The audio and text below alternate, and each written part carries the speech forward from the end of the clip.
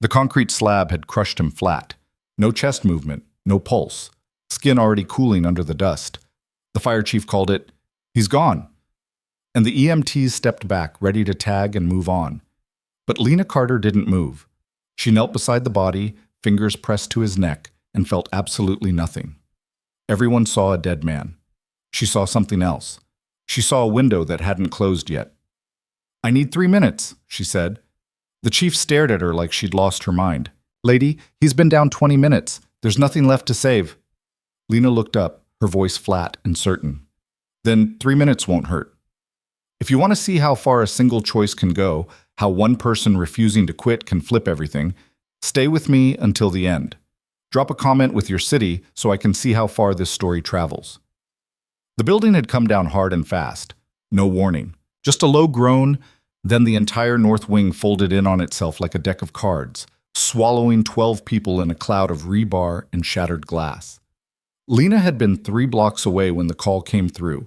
She wasn't supposed to respond. She was off shift, grabbing coffee before heading home, but the dispatcher's voice had that edge to it, the one that meant every available body was needed. So she went. Now she was kneeling in rubble, surrounded by chaos, staring at a man who looked like he'd been dead for an hour.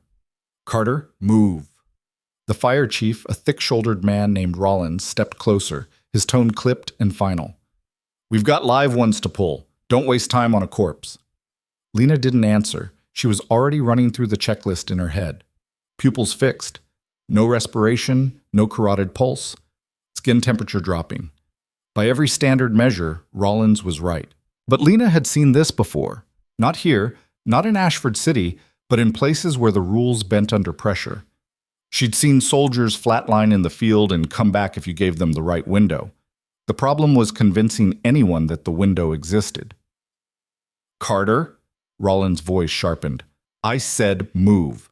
She placed both hands on the man's chest, positioning them with surgical precision. Not the standard hand-over-hand CPR setup. Something else. Her fingers splayed wider, pressure angled differently, rhythm slower than the textbook 100 beats per minute.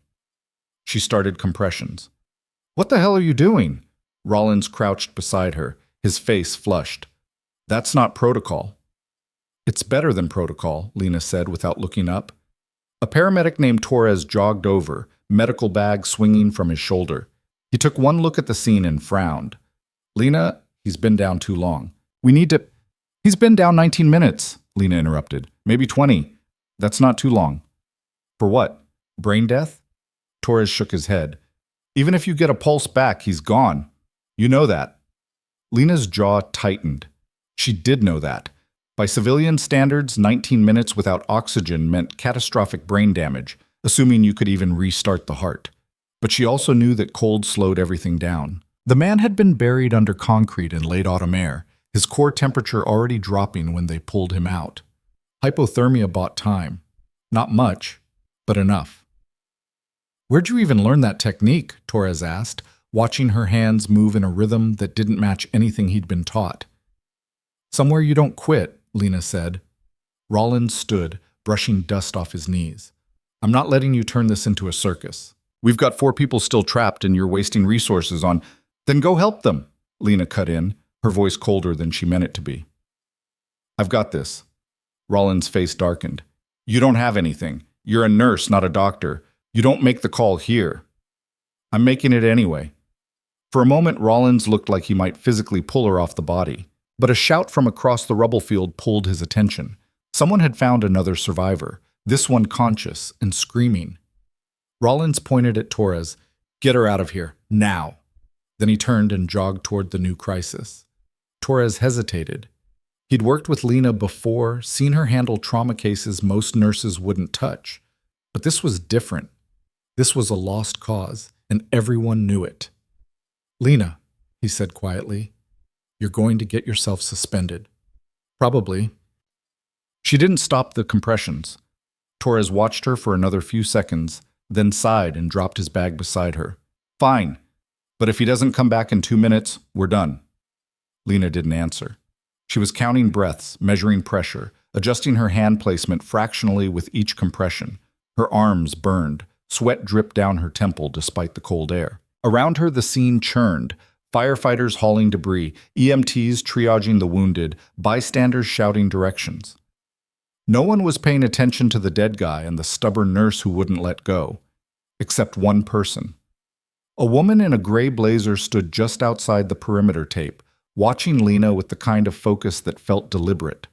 She didn't look panicked like the other bystanders, didn't look curious either, just observant. Lena caught her eye for half a second, then refocused on the compressions. Still nothing, Torres said, checking his watch. Lena, it's been 2 minutes. He's not done. He's not coming back. He will. Torres crouched lower, his voice dropping. You're one of the best trauma nurses I know, but you can't save everyone. You know that, right? Lena's hands faltered, just for a second, then resumed. I know. Then why, because I'm not wrong. She said it quietly, almost to herself. Torres exhaled slowly. He glanced over his shoulder, checking for Rollins, then back at Lena. Okay, 1 more minute, but then we stop. Lena nodded. 1 minute. That was all she needed. She shifted her angle, pressing slightly harder, adjusting the rhythm again. It wasn't something she could explain to Torres, not in words that made sense. It was instinct built from repetition, from nights in field hospitals where the only thing between a soldier and a body bag was someone willing to push past the point where everyone else quit.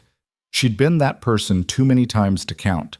And every time it came down to this, the moment where you either believed the window was still open or you didn't. 30 seconds. No pulse.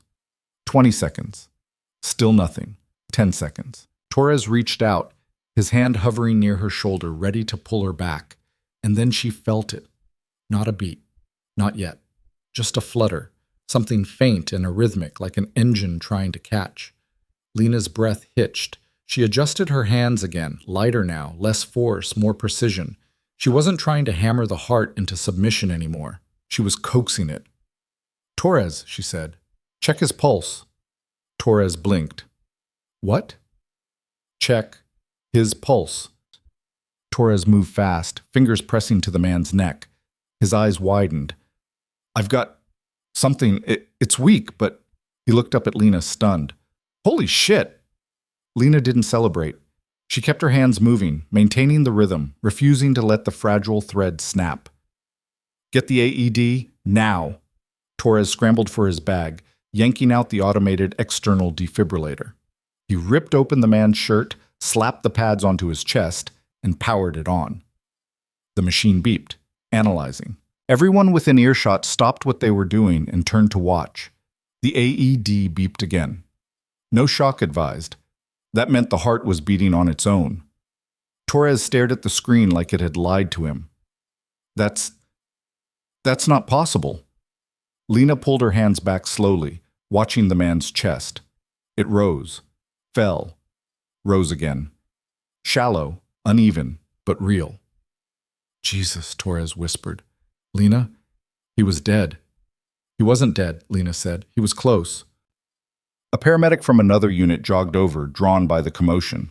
What's going on? She brought him back, Torres said, still staring at the screen. He'd been down 20 minutes, and she brought him back. The other paramedic frowned. That's not... How? Lena ignored them both. She leaned down, checking the man's pupils. They were sluggish, but reactive. Good sign. She pressed her fingers to his wrist, feeling the pulse. Thready, inconsistent, but there. Another good sign. The man's eyelids fluttered. Lena's heart kicked. Hey, she said, her voice low and steady. Stay with me. Don't try to move. His eyes open, just slits at first, unfocused and glassy. Then they found her face. He tried to speak, but nothing came out except a faint rasp. Don't talk, Lena said. You're okay. We've got you. The man blinked slowly, his expression dazed and distant, like he wasn't sure where he was or what had happened. Lena didn't blame him. If the last thing he remembered was a building collapsing on top of him, waking up surrounded by strangers probably felt like a fever dream. Get a gurney, Lena said to Torres. And oxygen. We need to move him now. Torres nodded and sprinted toward the nearest ambulance. The other paramedic stayed put, still staring at Lena like she'd just performed a magic trick. Where'd you learn that? He asked. Lena didn't answer. She was too busy monitoring the man's breathing, making sure it stayed steady. Around her, the noise of the disaster site resumed. Shouts, machinery, the wail of sirens, but it all felt distant now, muted. She'd done what she came to do. The rest was just cleanup. Rollins reappeared, breathing hard, his face streaked with soot. He stopped short when he saw the man, alive, eyes open, chest rising and falling. What the hell? He's stable, Lena said without looking up. For now. Rollins stared at her, then at the man, then back at her. He was dead. He wasn't. Carter, I called it. I saw the body. There was no... He stopped, shaking his head. How? Lena stood, brushing dust off her knees. Does it matter? Rollins opened his mouth, closed it, then opened it again. Yeah, it does. Because if you're telling me you just brought someone back from the dead using some technique nobody's ever heard of, that's a problem. It's not a problem, Lena said. It's a solution. Not if it's not approved. Not if it's not in the protocols. Lena met his eyes. Protocols don't cover everything? Rollins' jaw tightened. He looked like he wanted to argue, but Torres was already back with the gurney, and the moment shifted. The man was loaded up, oxygen mask strapped over his face, vitals being called out as the paramedics prepped for transport. Lena stepped back, letting them work. The woman in the gray blazer was still there, watching from beyond the tape. She caught Lena's eye again, and this time she nodded, once, slowly, like she'd seen exactly what she needed to see. Then she turned and walked away, disappearing into the crowd. Lena frowned. Something about that felt off. But before she could think too hard about it, Rollins stepped into her line of sight. We're not done here, he said. I know. There's going to be an inquiry. You went against direct orders. You used an unapproved technique. You saved a man's life, Lena finished. Yeah, I did. Rollins' face flushed. That's not the point. Then what is? He didn't answer. He just stared at her, breathing hard, looking like he couldn't decide whether to yell or walk away. Finally, he shook his head and turned, stalking back toward the command post. Torres reappeared at Lena's side, his expression somewhere between awe and disbelief. You really did it. We did it, Lena corrected. No, that was all you. He paused. You're going to be in serious trouble. You know that, right? Lena shrugged. Wouldn't be the first time. Torres laughed, short and sharp. Yeah, I guess not. He glanced toward the ambulance, where the man was being loaded in. You think he'll make it? I don't know, Lena said honestly. But he's got a shot now. That's more than he had 10 minutes ago. Torres nodded slowly. Then he clapped her on the shoulder and jogged off to help with the other victims. Lena stood alone in the rubble field, watching the ambulance pull away. Her arms ached. Her knees throbbed. Her hands were scraped raw from the concrete. But none of that mattered. She'd done what she was trained to do, what she was built to do. And if that meant catching heat from Rollins or sitting through some bureaucratic inquiry, fine. She'd survived worse. The sun was starting to dip below the skyline, casting long shadows across the wreckage. Cleanup crews were already moving in, cordoning off sections, marking safe zones. Lena grabbed her jacket from where she'd tossed it earlier and started walking toward the perimeter. She didn't make it far. Excuse me. Lena turned. The woman in the gray blazer was back, standing just outside the tape, hands in her pockets. Up close, she looked older than Lena had first thought, mid-40s maybe, with sharp eyes and the kind of posture that screamed military or law enforcement. Can I help you? Lena asked. The woman smiled faintly. I think it's the other way around. She pulled a card from her pocket and held it out. Dr. Ellison? National Emergency Response Initiative. Lena took the card, scanning it. Official-looking logo, government seal, contact info. She looked back up. What's this about? What you just did, Ellison said. That technique, where'd you learn it? Lena's instincts flared. Does it matter? It does if you want to keep doing it. Lena frowned. I'm not recruiting you, Ellison interrupted. Not yet anyway. I'm just asking a question. Where'd you learn to bring someone back after 20 minutes of downtime? Lena hesitated. She didn't know this woman. Didn't know what she wanted or who she worked for. But something in Ellison's tone felt different from Rollins' bluster. This wasn't anger or disbelief. This was curiosity. Professional curiosity. Overseas, Lena said finally. Field medicine. Different rules. Ellison nodded like she'd expected that answer. Thought so. You were military. Was. And now you're wasting your skills on civilian shifts. Lena's eyes narrowed. I'm not wasting anything. I didn't mean it like that. Ellison held up a hand. But you and I both know you're operating at a level most people here don't even know exists. And when you do that, people get uncomfortable. They start asking questions, filing complaints. Let them.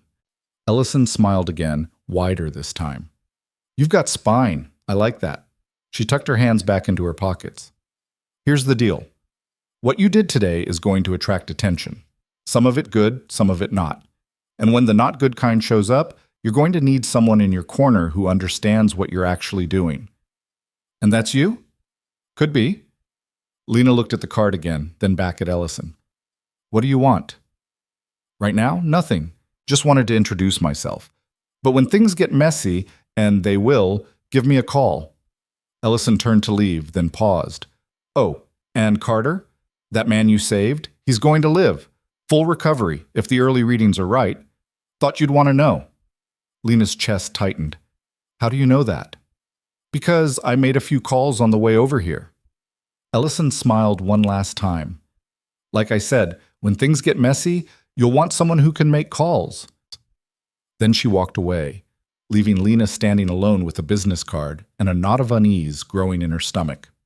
By the time Lena made it back to the hospital, word had already spread. Nurses whispered as she walked through the ER. Doctors glanced up from their charts, eyes following her down the hall. Even the security guard at the entrance gave her a look.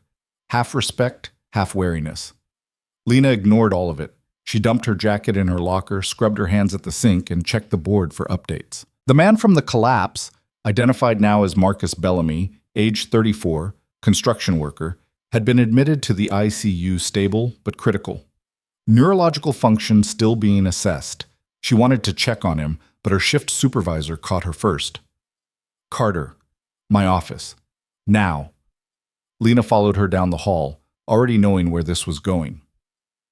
The supervisor, a sharp-eyed woman named Dr. Keegan, closed the door and gestured to a chair.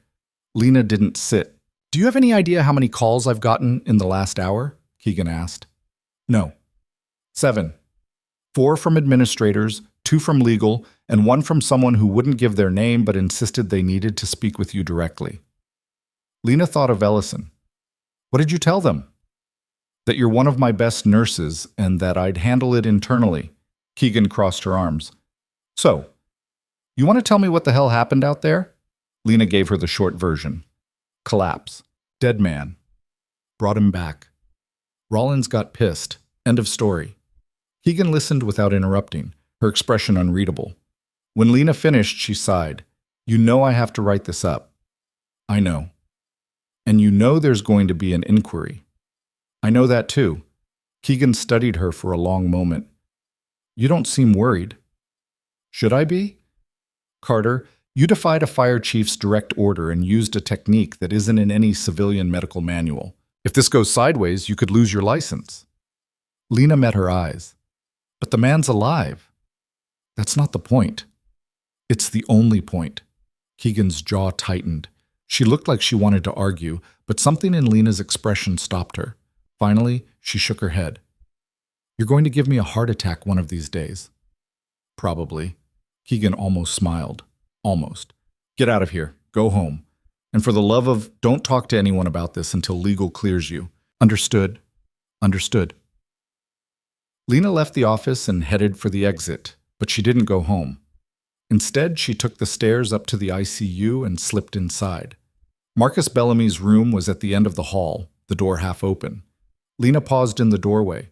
He was asleep, or sedated, hard to tell, hooked up to half a dozen monitors. His chest rose and fell steadily. His color was better than it had been in the rubble. The machines beeped softly, tracking heart rate, oxygen levels, brain activity. All normal, all stable. Lena stepped inside, moving quietly. She checked the chart at the foot of the bed. Vitals look good. No signs of neurological damage. The attending had noted unexplained recovery in the comments section, followed by a question mark. She set the chart down and stood there for a moment, watching him breathe. This was the part they didn't tell you about in training. The part where you saved someone and then had to live with the weight of it, the what-ifs, the maybes, the wondering if you'd done the right thing or just delayed the inevitable. But then Marcus stirred. His eyes opened, slow and unfocused. He blinked a few times, his gaze drifting around the room until it landed on Lena. "You," he rasped. Lena moved closer. "Hey, don't try to talk. You're still recovering." "You, pulled me out." "Sort of. There were a lot of people involved?" Marcus shook his head weakly. "No, I remember. You didn't stop." Lena didn't know what to say to that. Marcus's eyes drifted shut again, but his voice came out stronger. "Thank you?" "Don't thank me yet," Lena said. "You've still got a long recovery ahead." "Don't care." His lips twitched into something almost like a smile. "I'm alive. That's enough." Lena stayed with him until he fell back asleep, then slipped out of the room as quietly as she'd come. She made it halfway down the hall before her phone buzzed. Unknown number. She almost didn't answer, but something made her stop. "Carter?" "Ms. Carter, this is Agent Voss with the Department of Homeland Security." Lena's stomach dropped. "What?" "We need to talk. In person. Tomorrow morning, 9 a.m. I'll send you the address." "Wait, what is this about?" "Your actions at the Ashford collapse site. We have some questions." The line went dead. Lena stood frozen in the hallway, staring at her phone. Homeland Security. Not hospital administration. Not the fire department. Homeland Security. What the hell had she just walked into? She barely slept. Every time she closed her eyes, she saw Marcus Bellamy's face under the rubble, heard Rollins barking orders, felt the flutter of that impossible pulse beneath her fingers. And now Homeland Security wanted to talk. Not the hospital board, not the state medical examiner. Homeland Security. Lena sat at her kitchen table at 6 in the morning, staring at the address Agent Voss had texted her. Federal Building downtown. 9th floor. No explanation, no context. Just a time and a place. She made coffee she didn't drink and ran through every possible scenario in her head. Maybe they thought she'd done something illegal. Maybe they wanted to know about her military service. Maybe this was all routine and she was panicking over nothing. Or maybe Dr. Ellison had made those calls and now the government wanted answers Lena wasn't sure she could give. By 8:30, she was dressed in clean scrubs, force of habit, and driving toward downtown Ashford. The city looked different in daylight, cleaner, quieter. The collapse site was still cordoned off, but the rescue crews had pulled out overnight. Just engineers and inspectors now, picking through the wreckage for clues. She parked in a garage 2 blocks from the federal building and walked the rest of the way. The building itself was all glass and steel, the kind of architecture designed to look modern and intimidating at the same time. Lena showed her ID at the front desk, got a visitor badge, and took the elevator to the 9th floor. The receptionist barely looked at her. "Conference room B, down the hall, second door on the left." Lena walked slowly, taking in her surroundings. Sterile hallways, fluorescent lights, framed photos of presidents and department heads lining the walls. Everything about this place screamed bureaucracy and power, and Lena hated both. Conference room B had a glass door. Through it, she could see Agent Voss, a thin man in his 40s with graying hair and the kind of face that gave nothing away. He was sitting at a long table with 2 other people, a younger woman in a navy suit and someone Lena recognized immediately. Dr. Ellison. Lena's stomach tightened. She pushed open the door. Voss stood. "Ms. Carter, thanks for coming." "I didn't think I had a choice." Voss smiled faintly. "You always have a choice. Have a seat." Lena sat across from them, keeping her hands flat on the table. Ellison gave her a small nod but didn't say anything. The woman in the navy suit opened a laptop and started typing. Voss folded his hands. "I'll get straight to it. Yesterday, you performed an advanced resuscitation technique on a civilian at a disaster site. A technique that, according to multiple witnesses, doesn't exist in any standard medical training." "It exists," Lena said, "just not here." "Where then?" Lena glanced at Ellison, who remained expressionless. "Overseas, military hospitals, combat zones, places where you don't wait for approval to try something that might work." Voss nodded slowly. You were deployed with the 47th Medical Battalion, 3 tours, Afghanistan and Iraq. Is that where you learned it? Lena's pulse kicked. They'd already pulled her file. Yes. And you've used it before? A few times. Successful outcomes? Mostly. Voss leaned back in his chair. Mostly isn't the same as always. Nothing is. The woman in the navy suit stopped typing and looked up. Ms. Carter, we're not here to accuse you of anything. We're trying to understand what happened. A man was dying, Lena said.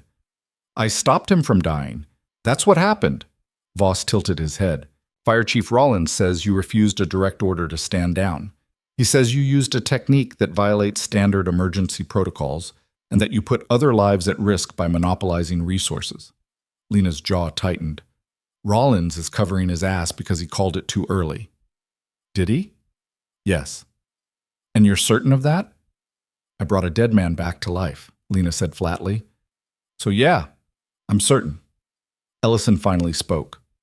Agent Voss, I've reviewed Miss Carter's military record. She has a documented history of successful interventions in high-pressure environments. What she did yesterday wasn't reckless. It was informed. Voss glanced at Ellison, then back at Lena. Informed by training that doesn't translate to civilian medicine, that's the problem. The problem, Lena said, is that civilian medicine assumes everyone follows the same playbook. Sometimes the playbook is wrong. And who decides that? Voss asked. You? Lena didn't answer. Voss sighed. Look, Ms. Carter, I am not your enemy. But what you did yesterday raised flags. Big ones. And when something like that happens, we have to ask questions. What kind of flags? Voss exchanged a look with the woman in the navy suit. She nodded. He turned back to Lena. There have been reports of similar incidents. Advanced medical interventions performed by individuals with non-traditional training. Most of them traced back to former military personnel. We're trying to figure out if this is a pattern or a coincidence. Lena frowned. What kind of incidents? I can't give you specifics, but let's just say you're not the first person to pull off something that shouldn't be possible. Ellison leaned forward. What Agent Voss is trying to say is that we're building a database. Techniques, outcomes, personnel. The goal is to identify best practices that can be adapted for civilian use. And if I don't want to be in your database?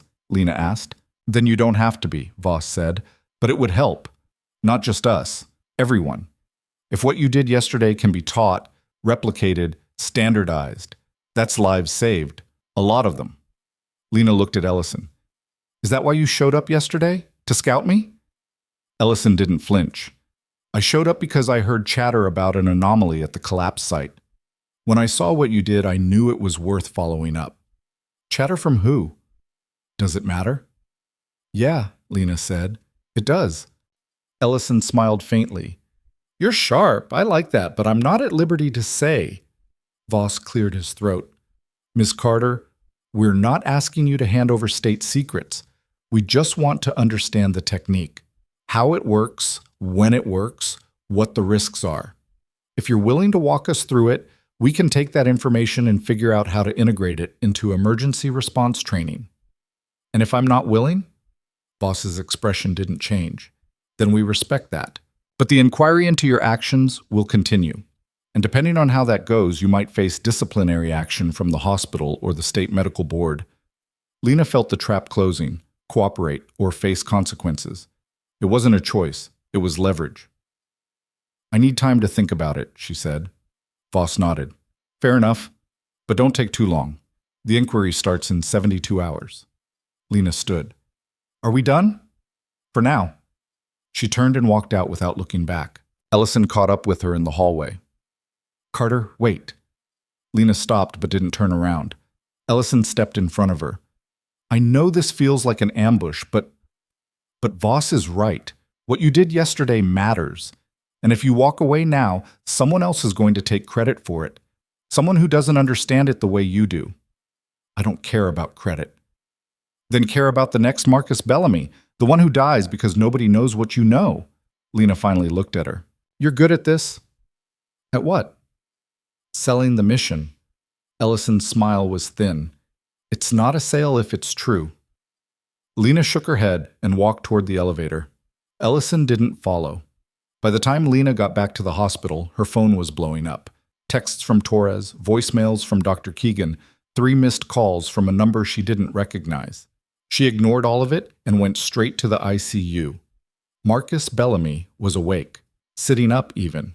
A nurse was adjusting his IV when Lena walked in.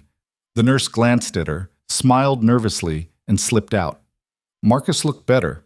Color in his face, clarity in his eyes. He watched Lena approach, his expression caught somewhere between gratitude and confusion.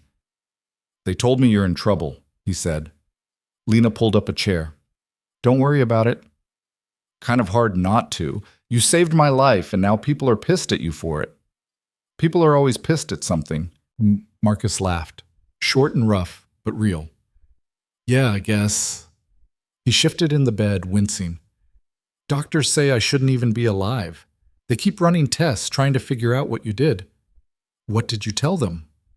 "That I don't remember much, just you. You didn't stop." Lena didn't respond. Marcus studied her. "You didn't have to do that, you know. Everyone else had moved on. But you stayed." "That's the job." "No," Marcus said quietly. "That's not the job. That's something else." Lena looked away. She didn't know how to explain it to him, didn't know if she could. It wasn't about heroism or duty or any of the things people like to slap onto moments like this. It was simpler than that. She'd seen the window. She'd taken the shot. End of story. "You got family?" she asked, changing the subject. Marcus nodded. "Wife, 2 kids. They were here earlier. Cried the whole time." He smiled.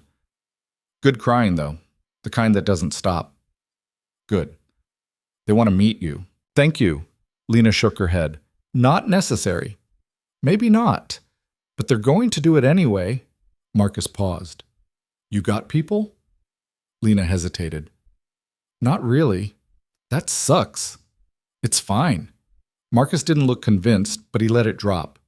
"So what happens now? With the investigation, I mean." "I don't know yet." "You need a lawyer?" "Probably." "I know a guy. Owes me a favor.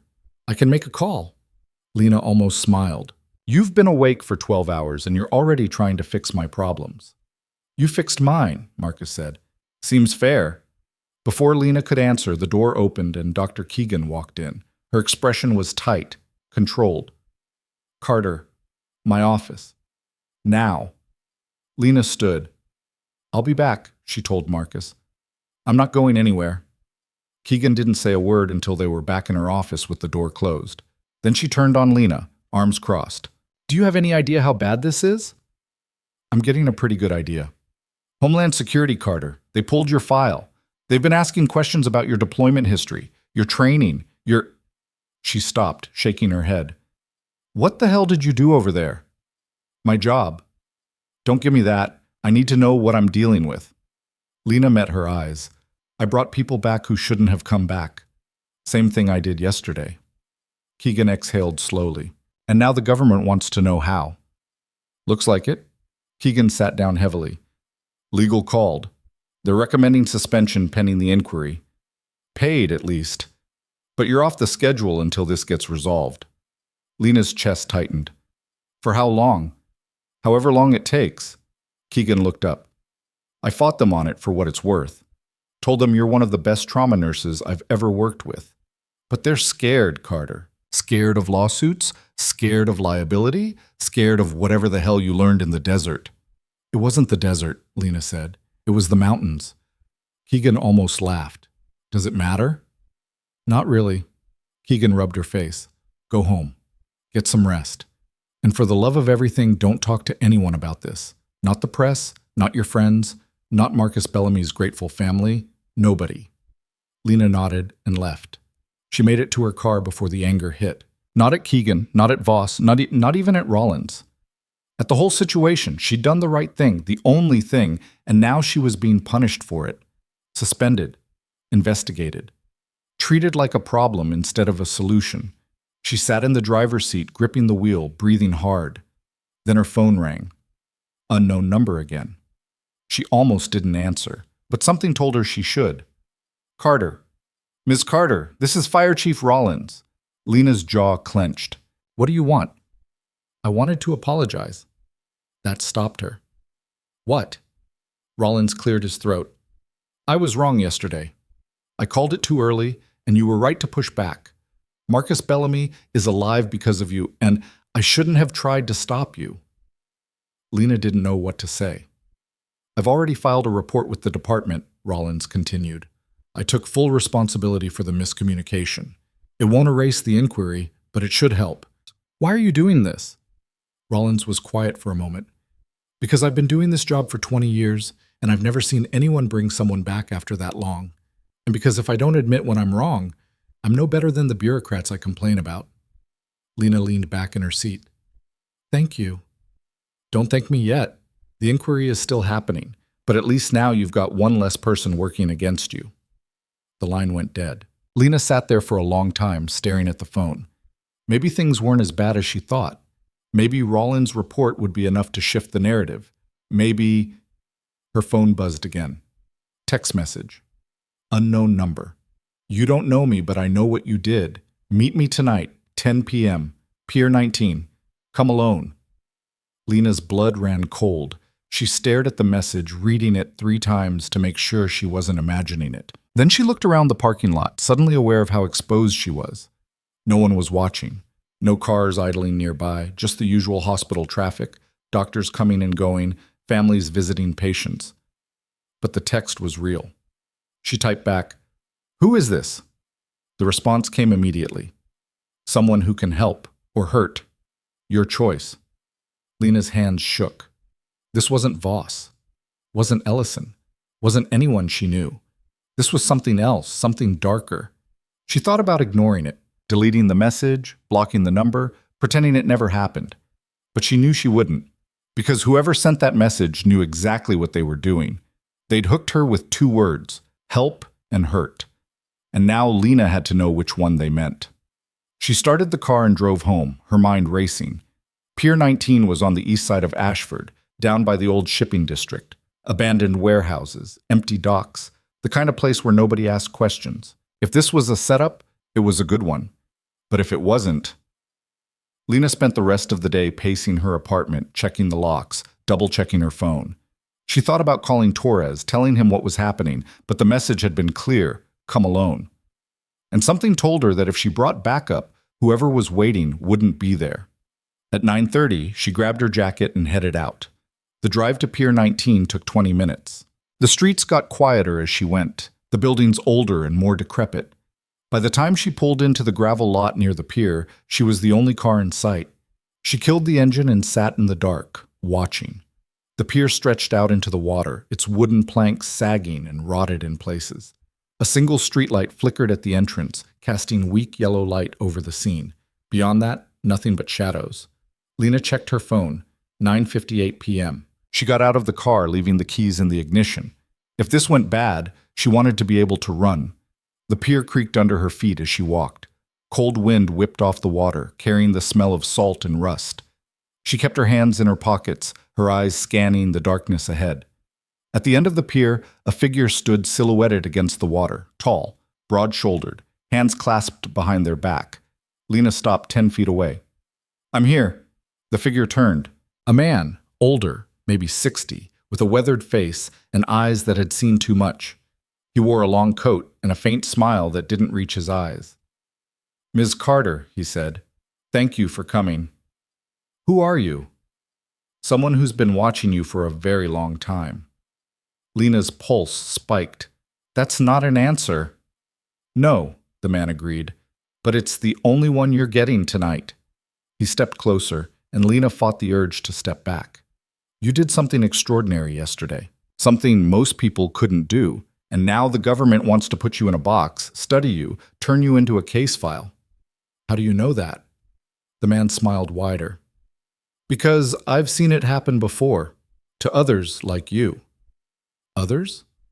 "People with skills that don't fit the mold, people who operate outside the lines. The government loves to collect them, study them, and when they're done," he shrugged, "they discard them." Lena's stomach twisted. "What do you want?" "To offer you a choice. the man said. You can play their game, cooperate with the inquiry, hand over your secrets, let them turn you into a training module. Or, he paused, you can walk away. Walk away to where? Somewhere they can't touch you, somewhere your skills actually matter. Lena stared at him. You're recruiting me. I'm offering you a door. To what? The man didn't answer. He just pulled a small card from his coat and held it out. Lena took it. No name, no logo, just a phone number and a single word, sanctuary. Think about it, the man said. But don't think too long. The inquiry starts in 72 hours. After that, your options shrink. He turned and walked away, disappearing into the shadows before Lena could say another word. She stood alone on the pier, clutching the card, her mind spinning. Who the hell was that? And how did he know so much? She looked down at the card again. Sanctuary. It sounded like a promise. Or a trap. Her phone buzzed. Another text. Same unknown number as before. The man you just met used to work for the same people questioning you now. He knows what they do to people like you. Believe him. Lena's breath caught. She spun around, searching the pier, the lot, the water. But there was no one. Just her and the wind and the distant sound of waves against the pilings.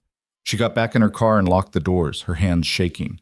This was bigger than she'd thought. Bigger than Rollins, bigger than the inquiry, bigger than Homeland Security. And she had no idea who to trust.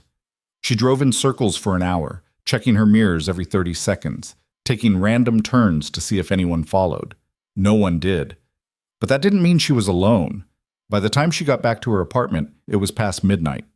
She locked the door, checked the windows, then sat on the couch with the card in her hand. Sanctuary. The word mocked her. There was no such thing. Not for people like her, not in situations like this. She pulled out her phone and stared at the number on the card. One call. That's all it would take. But to what? An escape? A trap? A different kind of prison? She set the phone down and closed her eyes. Sleep wasn't coming. Not tonight. At 6 a.m, her phone rang. Torres. Did I wake you? He asked. No. Good. Because you need to see something. Turn on the news. Lena grabbed the remote and flipped to the local station. The anchor was mid-sentence, her expression grave. Behind her, a photo of Marcus Bellamy filled the screen. Not the hospital photo, but one from the collapse site. Lena's stomach dropped. Officials are now questioning the methods used by an unidentified nurse who allegedly revived Bellamy after he had been declared dead at the scene. Fire Chief Howard Rollins has filed a formal report acknowledging errors in judgment, but sources within the department say this case raises serious concerns about unauthorized medical interventions during emergency operations. The nurse in question has been placed on administrative leave pending an investigation. The screen cut to shaky cell phone footage. Someone had filmed the collapse site. Lena saw herself kneeling over Marcus, hands moving in that unfamiliar rhythm, Rollins standing over her shouting. The angle was bad, the lighting worse, but it was unmistakably her. Where did they get that? Lena muttered. Bystander, Torres said on the other end. Posted it online yesterday. It went viral overnight. You're all over social media. Lena muted the TV. This is bad. It's worse than bad. Half the comments are calling you a hero. The other half think you're some kind of vigilante medic who broke protocol and got lucky. I didn't get lucky. I know that, but they don't. Torres paused. Keegan tried to keep your name out of it, but someone leaked it. It's everywhere now. Lena Carter, former military medic, miracle worker, rule breaker. Take your pick. Lena leaned back, staring at the ceiling. Who leaked it? No idea. But if I had to guess, someone who wants you under a microscope. Yeah. She thought of the man on the pier. The text. Sanctuary. Maybe he'd been right. Maybe the government didn't just want to study her. They wanted to control the narrative, make an example of her, show everyone what happened when you stepped outside the lines. Torres, I need a favor. Name it. If I ask you to cover for me, can you do it? No questions. Torres hesitated. Cover for what? I can't tell you yet. Lena. Please. Another pause. Yeah, okay. But you owe me an explanation when this is over. Deal. She hung up and immediately called the number on the card. It rang twice before a woman's voice answered.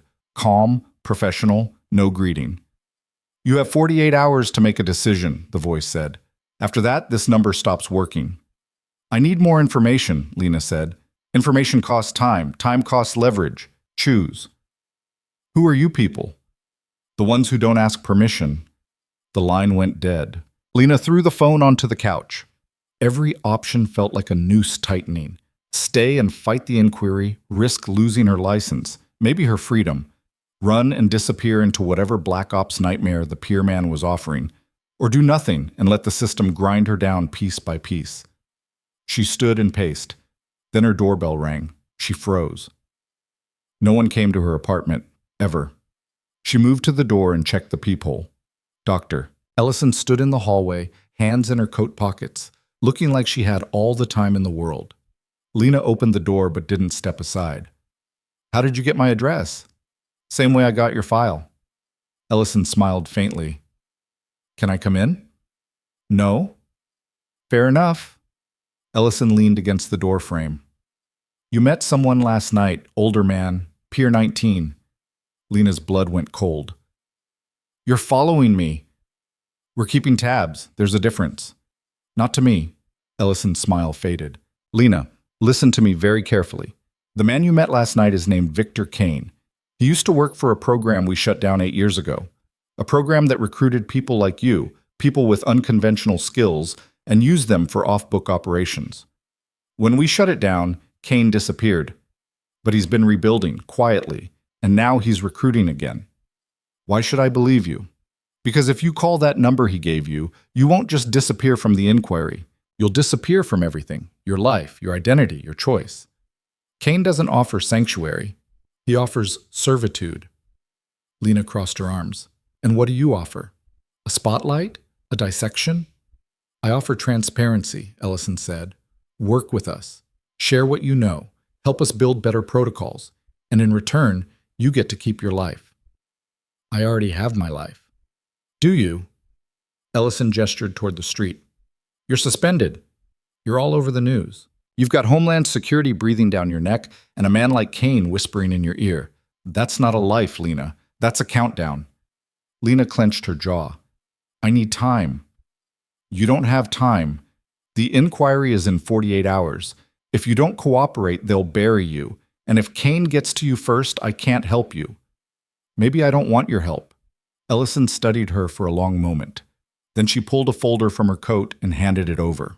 This is everything we have on Kane. Read it, then decide. Lena took the folder but didn't open it. Why do you care? Because you're good at what you do, and the world needs people who are good at things. Ellison turned to leave, then stopped. One more thing. Marcus Bellamy's neurological tests came back clean, full cognitive function, no brain damage. The doctors are calling it impossible, but you and I both know it's not impossible. It's just rare. She walked away, leaving Lena standing in the doorway with the folder in her hands. Lena went inside and locked the door. She sat at the kitchen table and opened the folder. The first page was a personnel file. Victor Kane, former Black Ops coordinator. Specialty, asset acquisition and deployment, discharged under sealed circumstances. Last known location, unknown. The next pages were incident reports, operatives recruited by Kane who'd gone missing, missions that had no official record, deaths ruled accidental that had too many inconsistencies to ignore. Lena's hands shook. This wasn't recruitment. This was abduction with a smile. She flipped to the last page and stopped. It was a photo, grainy, taken from a distance. A group of people standing outside a nondescript building, and in the center, arms crossed, expression unreadable, was Victor Kane. Next to him stood a younger woman, dark hair, sharp eyes. Familiar. It took Lena a moment to place her.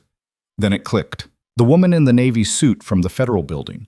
The one who'd been typing on the laptop during her meeting with Voss. Lena's stomach turned. She grabbed her phone and called Ellison. That was fast, Ellison said. The woman in your office yesterday. The one taking notes. She's in this photo with Kane. Silence. Ellison. Where did you see that photo? In the folder you just gave me. More silence. Then Ellison's voice came back quieter. Lena, I need you to leave your apartment right now. What? Don't pack. Don't take anything. Just get in your car and drive. I'll send you an address. Go there and wait for me. Ellison, what the hell is going on? I'll explain when you're safe. Move. Now. The line went dead. Lena sat frozen for 5 seconds. Then she grabbed her keys and ran. She didn't see the black sedan parked across the street. Didn't see the driver watching her through tinted windows. Didn't see him pull out his phone and make a call. But he saw her. Lena drove fast, weaving through traffic, her mind racing faster than the engine. Ellison's panic had been real. That meant the woman in the Navy suit wasn't just connected to Kane. She was working with him. And if she'd been in that meeting yesterday, she'd heard everything. She knew Lena had met Kane. Knew she had the card. Knew she was a target. Her phone buzzed. Text from Ellison. An address on the north side of the city. Industrial District.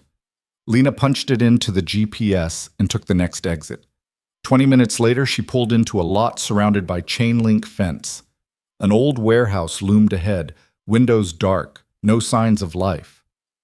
Lena killed the engine and waited. A car pulled in behind her. Ellison. She got out and motioned for Lena to follow. They went inside through a rusted side door. The warehouse was empty except for a few folding chairs and a table in the center. Ellison locked the door behind them. Start talking, Lena said. Ellison exhaled slowly. The woman you saw in that photo is named Rachel Voss, Agent Voss's daughter. Lena blinked. His daughter? She was recruited by Kane 6 years ago. We thought she'd gone dark. Turns out she's been feeding him information from inside federal operations, including ours. So Voss doesn't know? He knows now. I told him an hour ago. Ellison sat on the edge of the table. He's been taken off the case. We're running a full internal review. But in the meantime, you're exposed. Rachel knows you met Kane. She knows you have the card. And if Kane thinks you're about to cooperate with us instead of him, he'll move fast. Move how? He'll make you disappear, same way he did with the others. Lena's chest tightened. So what do I do? You let us protect you. We move you to a secure location, keep you out of sight until the inquiry is over and we've locked down Rachel and anyone else working with Kane. And if I don't? Then you're on your own. And Kane will find you. Lena looked around the empty warehouse. This wasn't protection. This was another box, another cage. How do I know you're not part of this? She asked. Ellison met her eyes. You don't. But if I wanted you gone, you'd already be gone. Lena hated that she couldn't argue with that logic. I need to think, she said. You don't have time to think. Then I'll make time. Ellison stood. Lena, I'm trying to help you. Everyone keeps saying that, but all I see are people trying to use me. Because you're useful, Ellison said bluntly. You have skills most people don't. That makes you valuable. And valuable people don't get to stay invisible. Lena turned toward the door. I'm leaving. Don't. Watch me. She walked out. Ellison didn't follow. Lena got in her car and drove. No destination, just motion. She needed to move, needed to think, needed to figure out what the hell she was going to do. The inquiry was in 48 hours. Kane wanted an answer in the same time frame. And now she had Rachel Voss and whoever else Kane had planted inside the government hunting her. She pulled into a gas station and sat in the parking lot, engine running.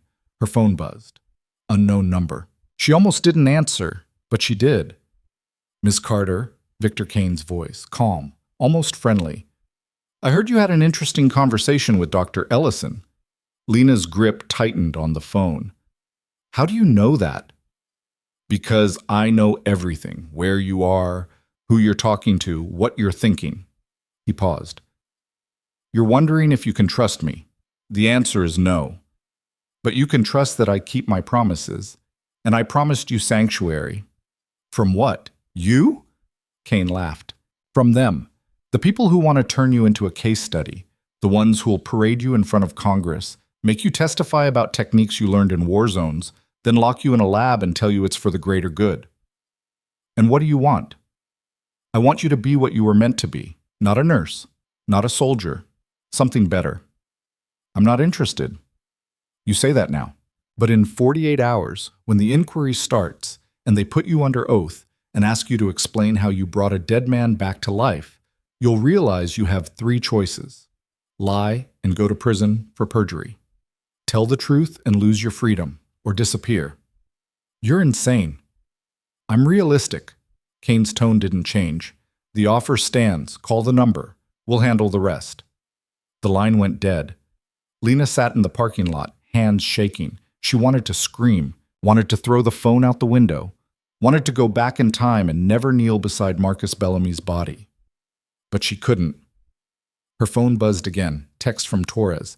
Keegan's looking for you. Says it's urgent. Lena called him. What does she want? She didn't say, but she sounded scared. Lena hung up and called Keegan directly. Carter, where are you? Keegan's voice was tight. Why? Because someone just tried to access your personnel file. Hospital security flagged it. Whoever it was bypassed 2 firewalls before we caught them. Did they get in? No, but they got close. Lena's pulse spiked. When? 20 minutes ago. 20 minutes. Right after she'd left the warehouse. Keegan, I need you to do something for me. What? Pull Marcus Bellamy's file. All of it. Medical records, discharge notes, everything. And send it to me. Why? Because someone's coming for me. And I need to know what they're really after. Keegan didn't argue. I'll send it in 10 minutes. But Carter, be careful. Lena hung up and started driving again. This time with a destination. The hospital. She needed to see Marcus, needed to confirm something. Because if Kane and Rachel and whoever else was involved wanted her this badly, it wasn't just about the technique. It was about Marcus, about what she'd done to him, about what he represented. She parked in the employee lot and went in through the back entrance. The ICU was quiet. Visiting hours were over. Only the night staff remained. Lena slipped past the nurse's station and into Marcus's room. He was asleep, but his vitals were strong. She checked the chart. Everything normal, no anomalies, no signs of the impossible recovery that had saved his life, except for one thing. At the bottom of the chart, someone had added a note. Not a doctor, not a nurse, just a single line in handwriting Lena didn't recognize. Subject exhibits markers consistent with Protocol Zenith. Recommend immediate transfer for observation. Lena's blood ran cold. Protocol Zenith, she'd never heard of it, but the note was dated today, and it was signed with initials she didn't recognize, R.V. Rachel Voss. Lena grabbed her phone and took a photo of the note. Then she heard footsteps in the hall. She ducked into the bathroom and closed the door, heart hammering. Through the crack, she saw 2 men in dark suits enter Marcus's room. They weren't doctors. They moved too deliberately, spoke too quietly. One of them checked the chart. The other moved to Marcus's bedside and pulled out a syringe. Lena didn't think. She kicked open the bathroom door and stepped out. What are you doing? Both men turned. The one with the syringe didn't flinch. Hospital security. We're administering a sedative. No, you're not. Lena moved closer. You're not wearing badges. You're not hospital staff. And that's not a sedative. The man smiled. Smart. Then he lunged. Lena sidestepped, grabbing his wrist and twisting hard. The syringe clattered to the floor. The second man moved fast, grabbing her from behind, but Lena drove her elbow into his ribs and broke free. She hit the call button on the wall, triggering the emergency alarm. The first man recovered and pulled a gun. Don't move. Lena froze. The second man grabbed Marcus, pulling him upright. Marcus stirred, groggy and confused. What? Shut up, the man snapped. Footsteps pounded down the hall. The night nurse appeared in the doorway, saw the gun, and screamed. The alarm blared. The first man cursed. Move! Now! They dragged Marcus out of the room, disappearing down the hall. Lena ran after them, but the second man turned and fired. The shot went wide, embedding in the wall. Lena hit the floor. By the time she looked up, they were gone. Security flooded the ICU. Nurses swarmed. Dr. Keegan appeared, shouting orders. And Lena sat on the floor, staring at the empty bed where Marcus Bellamy had been. They took him, she said. They took him. Keegan crouched beside her. Who? I don't know, but they're going to kill him. Lena looked up, her voice raw. And it's my fault. Keegan pulled out her phone. I'm calling the police. They won't find him in time. Then what do you want me to do? Lena stood, her decision made. She pulled out the card Kane had given her and stared at the number. Sanctuary. It wasn't a promise, it was a weapon, and she was about to use it. She dialed. The woman's voice answered immediately. Location? Lena gave the address of the hospital. Extraction in 12 minutes. Be ready. The line went dead. Keegan stared at her. Lena, what did you just do? What I should have done from the start. 12 minutes later, a black van pulled up outside the hospital. No markings, no lights, just a side door that slid open. Lena climbed in. The door slammed shut, and the van disappeared into the night. The van smelled like gun oil and rubber. No windows, no seats except a bench along one side. 3 people inside, 2 men in tactical gear, silent and focused, and the woman who'd answered the phone. She wore black from neck to boots, her face expressionless. Where's Marcus Bellamy? Lena asked. We're working on it, the woman said. That's not an answer. It's the only one you're getting right now. She pulled out a tablet and handed it to Lena. This is the hospital's security feed from 20 minutes ago. Watch. Lena took the tablet. The footage showed the 2 men dragging Marcus through a service corridor out a rear exit and into a white panel van. The license plate was visible for 3 frames before the van pulled away. We've already traced it, the woman said. Belongs to a shell company registered in Delaware. Same company that's been financing Rachel Voss's operation for the past 2 years. Operation? Lena looked up. What operation? The woman leaned back. Protocol Zenith. Ever heard of it? No. Didn't think so. It was buried deep. Black budget research program, officially shut down in 2019. Unofficially? Still running.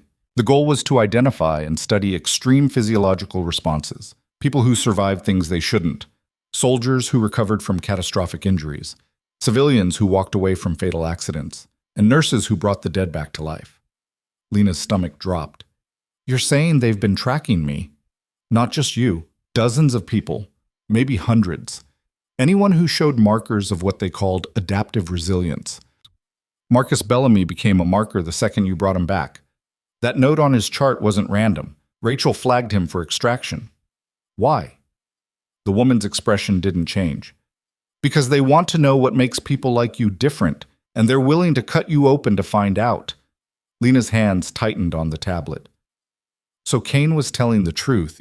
You people do dissect us. We're not them, the woman said flatly. Kane recruited me 4 years ago. Told me the same thing he told you. Sanctuary, freedom, purpose. What he didn't mention was the part where you become property, where every skill you have gets weaponized and every choice you make gets monitored. I got out. Barely. And now I help other people do the same. Why should I believe you? Because if I wanted you dead, I wouldn't have pulled you out of that hospital. I would have let Rachel's team finish the job. The van made a sharp turn. Lena braced herself against the wall. Where are we going? Safe house. North of the city. We'll regroup there, figure out where they took Bellamy, and extract him before they do anything permanent. And then what? The woman met her eyes. Then you decide what happens next. Stay in the system and fight the inquiry. Disappear with Kane and lose yourself, or work with us and actually fix this mess. Who's us? People who got burned by programs like Zenith, people who know how the game works and refuse to play it anymore. She paused. We don't have a name. We don't have funding. We just have each other. And right now, you need us more than we need you. Lena wanted to argue, but the woman was right. She was out of options, out of allies, out of time. The van slowed and stopped. The rear doors opened. They were in an underground garage, concrete walls lined with exposed pipes. The woman climbed out first, motioning for Lena to follow. They took an elevator 3 floors up, entered a hallway that smelled like old paint, and stopped at a reinforced door. The woman pressed her palm to a scanner. The lock clicked. Inside was a command center, monitors lining the walls, workstations cluttered with laptops and equipment, maps pinned to boards with red strings connecting locations. 4 people worked in silence, their faces illuminated by screen glow. One of them looked up. A man in his 30s, lean and sharp-eyed. She's clean, the woman said. Lena Carter, meet Dominic Hayes. He runs logistics. Dominic nodded. You got a tracker on you? Phone, watch, anything electronic? Lena pulled out her phone. Dominic took it, popped the back, removed the battery and SIM card, then dropped the pieces into a metal box. We'll scan you later. For now, stay off comms. I need to contact someone, Lena said. A friend. He's going to think I'm dead. Good, Dominic said. Let him think that. It's safer. Lena's jaw tightened, but she didn't argue. The woman gestured toward a monitor. This is what we've got so far. The van that took Bellamy headed east, stopped at a warehouse near the docks, then went dark. We've got eyes on the building, but no confirmation he's inside. Then how do you know it's the right place? Lena asked. Because it's registered to the same shell company, and because 3 other extractions in the past 6 months ended at the same location. The woman pulled up a file. Photos of people, men, women, different ages, different backgrounds, all flagged with the same notation, Protocol Zenith Subject. What happened to them? Lena asked. 2 were released after observation. Clean blood work, nothing useful. The other one, the woman hesitated. We're still looking. Lena's chest tightened. You think they killed them? I think they didn't get what they wanted and decided the risk wasn't worth it. Dominic stood. We've got a window. Rachel's team is thin right now. Most of their assets are tied up monitoring the inquiry. If we move fast, we can get in, grab Bellamy, and get out before they lock it down. How fast? Lena asked. 2 hours, maybe less. The woman turned to Lena. You don't have to come. We can handle the extraction. He's there because of me, Lena said. I'm coming. The woman studied her for a moment, then nodded. Suit up. 20 minutes later, Lena was wearing body armor that didn't fit right and holding a weapon she hadn't fired in years. Dominic ran through the plan. Simple, direct, relying on speed over firepower. They'd breach through a side entrance, locate Bellamy, neutralize anyone in the way, and extract before reinforcements arrived. What about Rachel? Lena asked. She's not on site, Dominic said.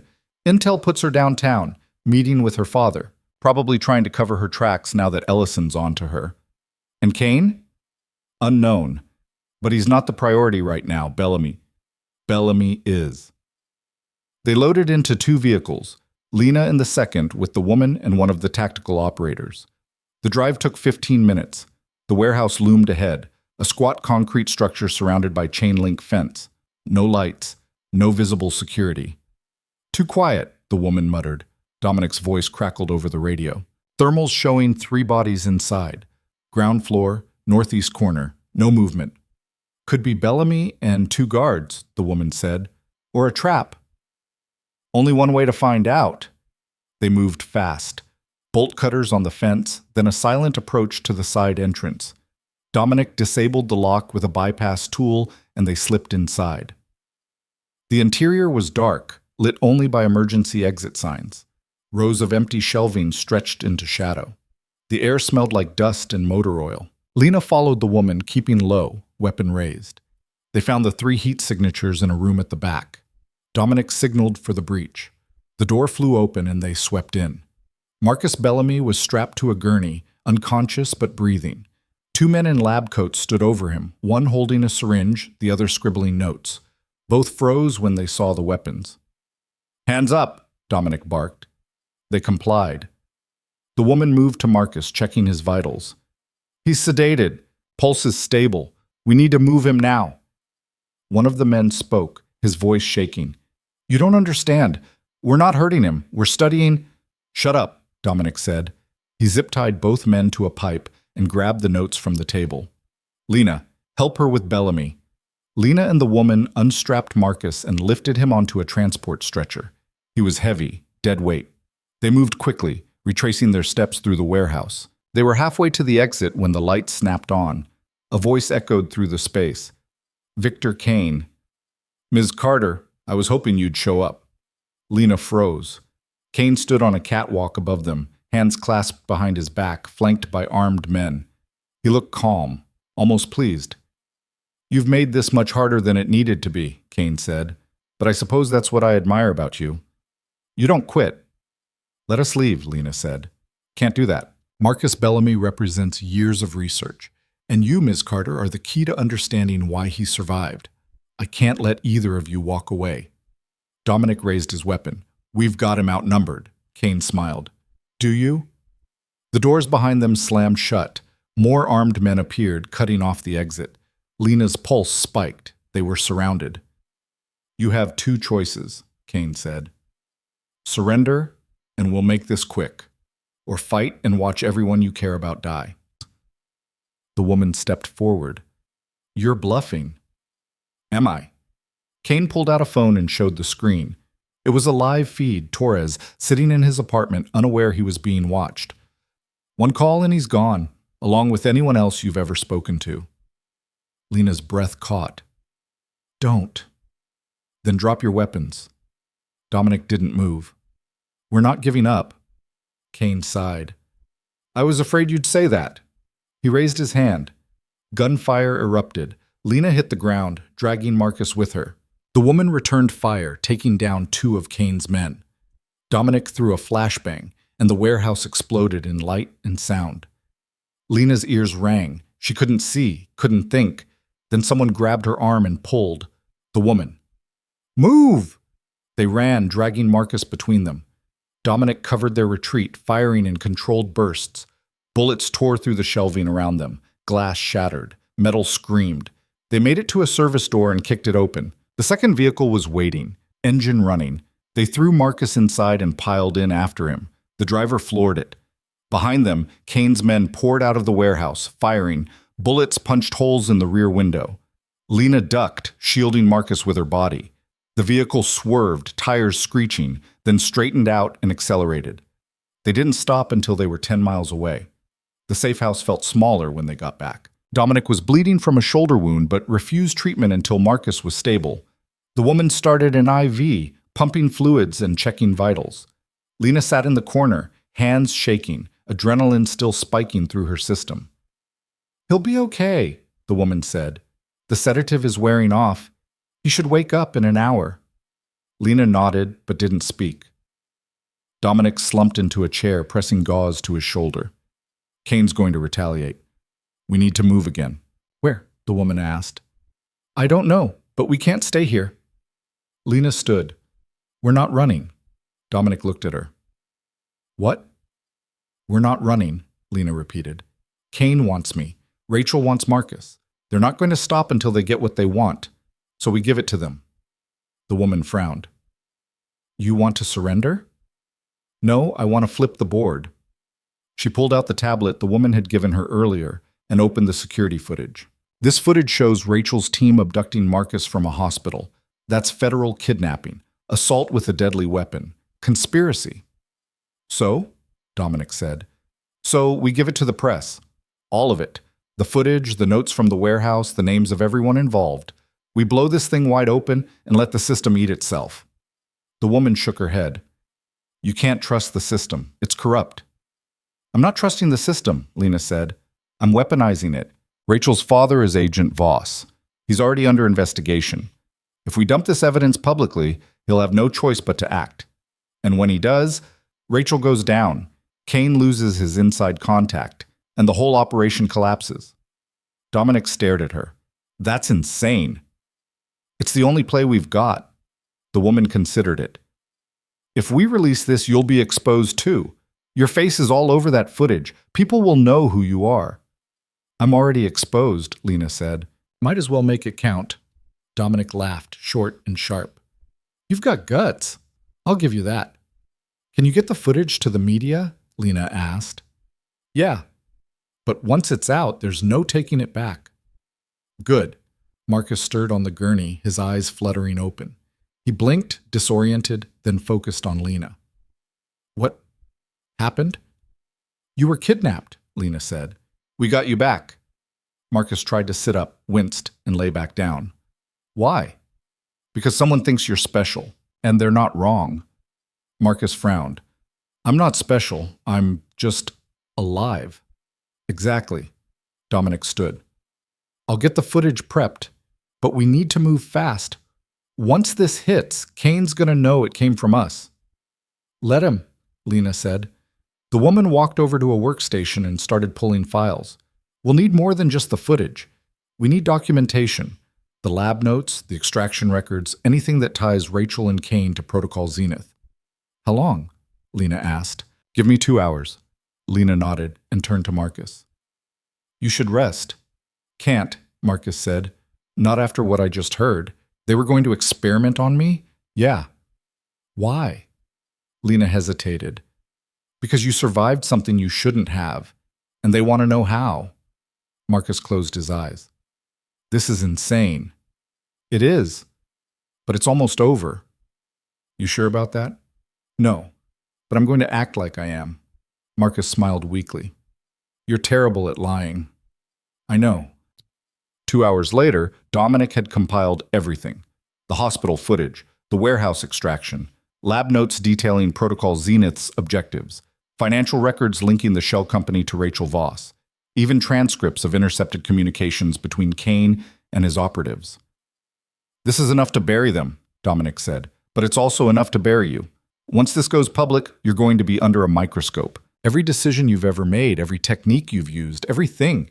I know, Lena said. And you're okay with that? I'm okay with doing the right thing. That's all I've got.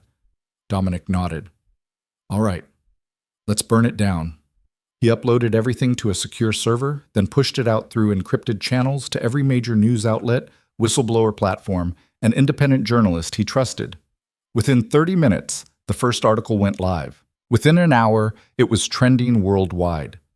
Lena watched it unfold on the monitors. News anchors struggled to summarize the story. Social media exploded with outrage. Politicians scrambled to distance themselves from Protocol Zenith. And Agent Voss issued a terse statement announcing his immediate resignation and cooperation with federal investigators. The woman stood beside Lena. You did it. We did it, Lena corrected. No, this was you. You made the call. Lena didn't respond. She was too focused on the screen showing Rachel Voss being led out of a federal building in handcuffs. Photographers swarmed, reporters shouted questions. Rachel's face was stone, but her eyes betrayed her. She was terrified. She's going to flip, Dominic said. Give up Kane to save herself. Will it work? Lena asked. Depends on how much she knows, and how much Kane trusts her. Lena's phone buzzed. The new one Dominic had given her. Unknown number. She answered. Congratulations, Ms. Carter. Victor Kane's voice, calm, almost amused. You just declared war. This wasn't war, Lena said. This was cleanup. Is that what you're calling it? Kane chuckled. You've exposed one program, ruined a few careers, shut down one operation, but do you really think this ends here? Yeah, I do. Then you're more naive than I thought. Kane's tone shifted, hardening. Protocol Zenith was just one branch. There are others, bigger, better funded. And now that you've shown the world what you're capable of, they're going to come for you, not to study you, to eliminate you. Let them try. Such confidence. I wonder how long it will last. Kane paused. You made a mistake, Ms. Carter. You should have taken my offer when you had the chance. Now you're alone, exposed, and marked. I'm not alone. Aren't you? Kane's voice dropped. Ask yourself this. How did Rachel's team know exactly where to find Marcus Bellamy? How did they know which room he was in, which shift had the lightest security, which exit to use? Lena's stomach turned. What are you saying? I'm saying someone inside your circle fed them that information. Someone close to you, someone you trust. The line went dead. Lena stood frozen, staring at the phone.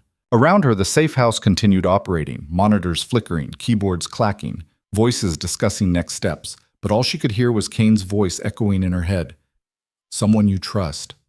She looked at the woman, at Dominic, at the others working in silence. Who? The woman noticed her expression. What's wrong? Kane just called, Lena said slowly. He said someone inside our circle gave Rachel the information about Marcus. Dominic's face darkened. That's bullshit. He's trying to turn you against us. Is he? Lena, how did Rachel know which room Marcus was in? Lena pressed. How did she know the exact timing?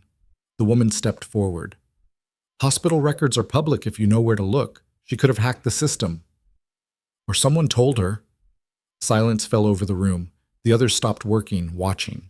Dominic's voice was tight. You think one of us is a mole? I don't know what to think.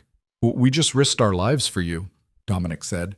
We pulled you out of that hospital, extracted Bellamy, went up against Kane's people. And now you're accusing us? I'm not accusing anyone. I'm asking a question. The woman's expression hardened. Kane's playing you. This is what he does. He sows doubt, turns people against each other, breaks down trust until there's nothing left. Then prove him wrong, Lena said. Show me how Rachel got that information. Dominic exhaled sharply. Fine. We'll run a full audit. Check every communication, every file access, every movement from the past 72 hours. But when it comes back clean, you owe us an apology. Deal! Dominic turned and barked orders. The team scrambled, pulling logs, cross-referencing data, tracking digital footprints. Lena stood apart, watching them work, her mind racing. Kane was right about one thing. She was exposed now. Her face was everywhere, her story was public, and if there really was a mole, she'd just handed them everything they needed to destroy her. An hour later, Dominic approached with a tablet. His face was pale. What? Lena asked. We found it. He showed her the screen. Someone accessed the hospital's patient database 2 hours before Rachel's team moved, used a proxy routed through 3 different servers, but we traced it back. To who? Dominic hesitated. To Ellison. Lena's blood ran cold. That's impossible. The logs don't lie. The access point was her IP address, her credentials. She could have been hacked. Maybe. Or maybe she's been working both sides from the start. Lena grabbed the tablet, scanning the data. It was there, clear as day.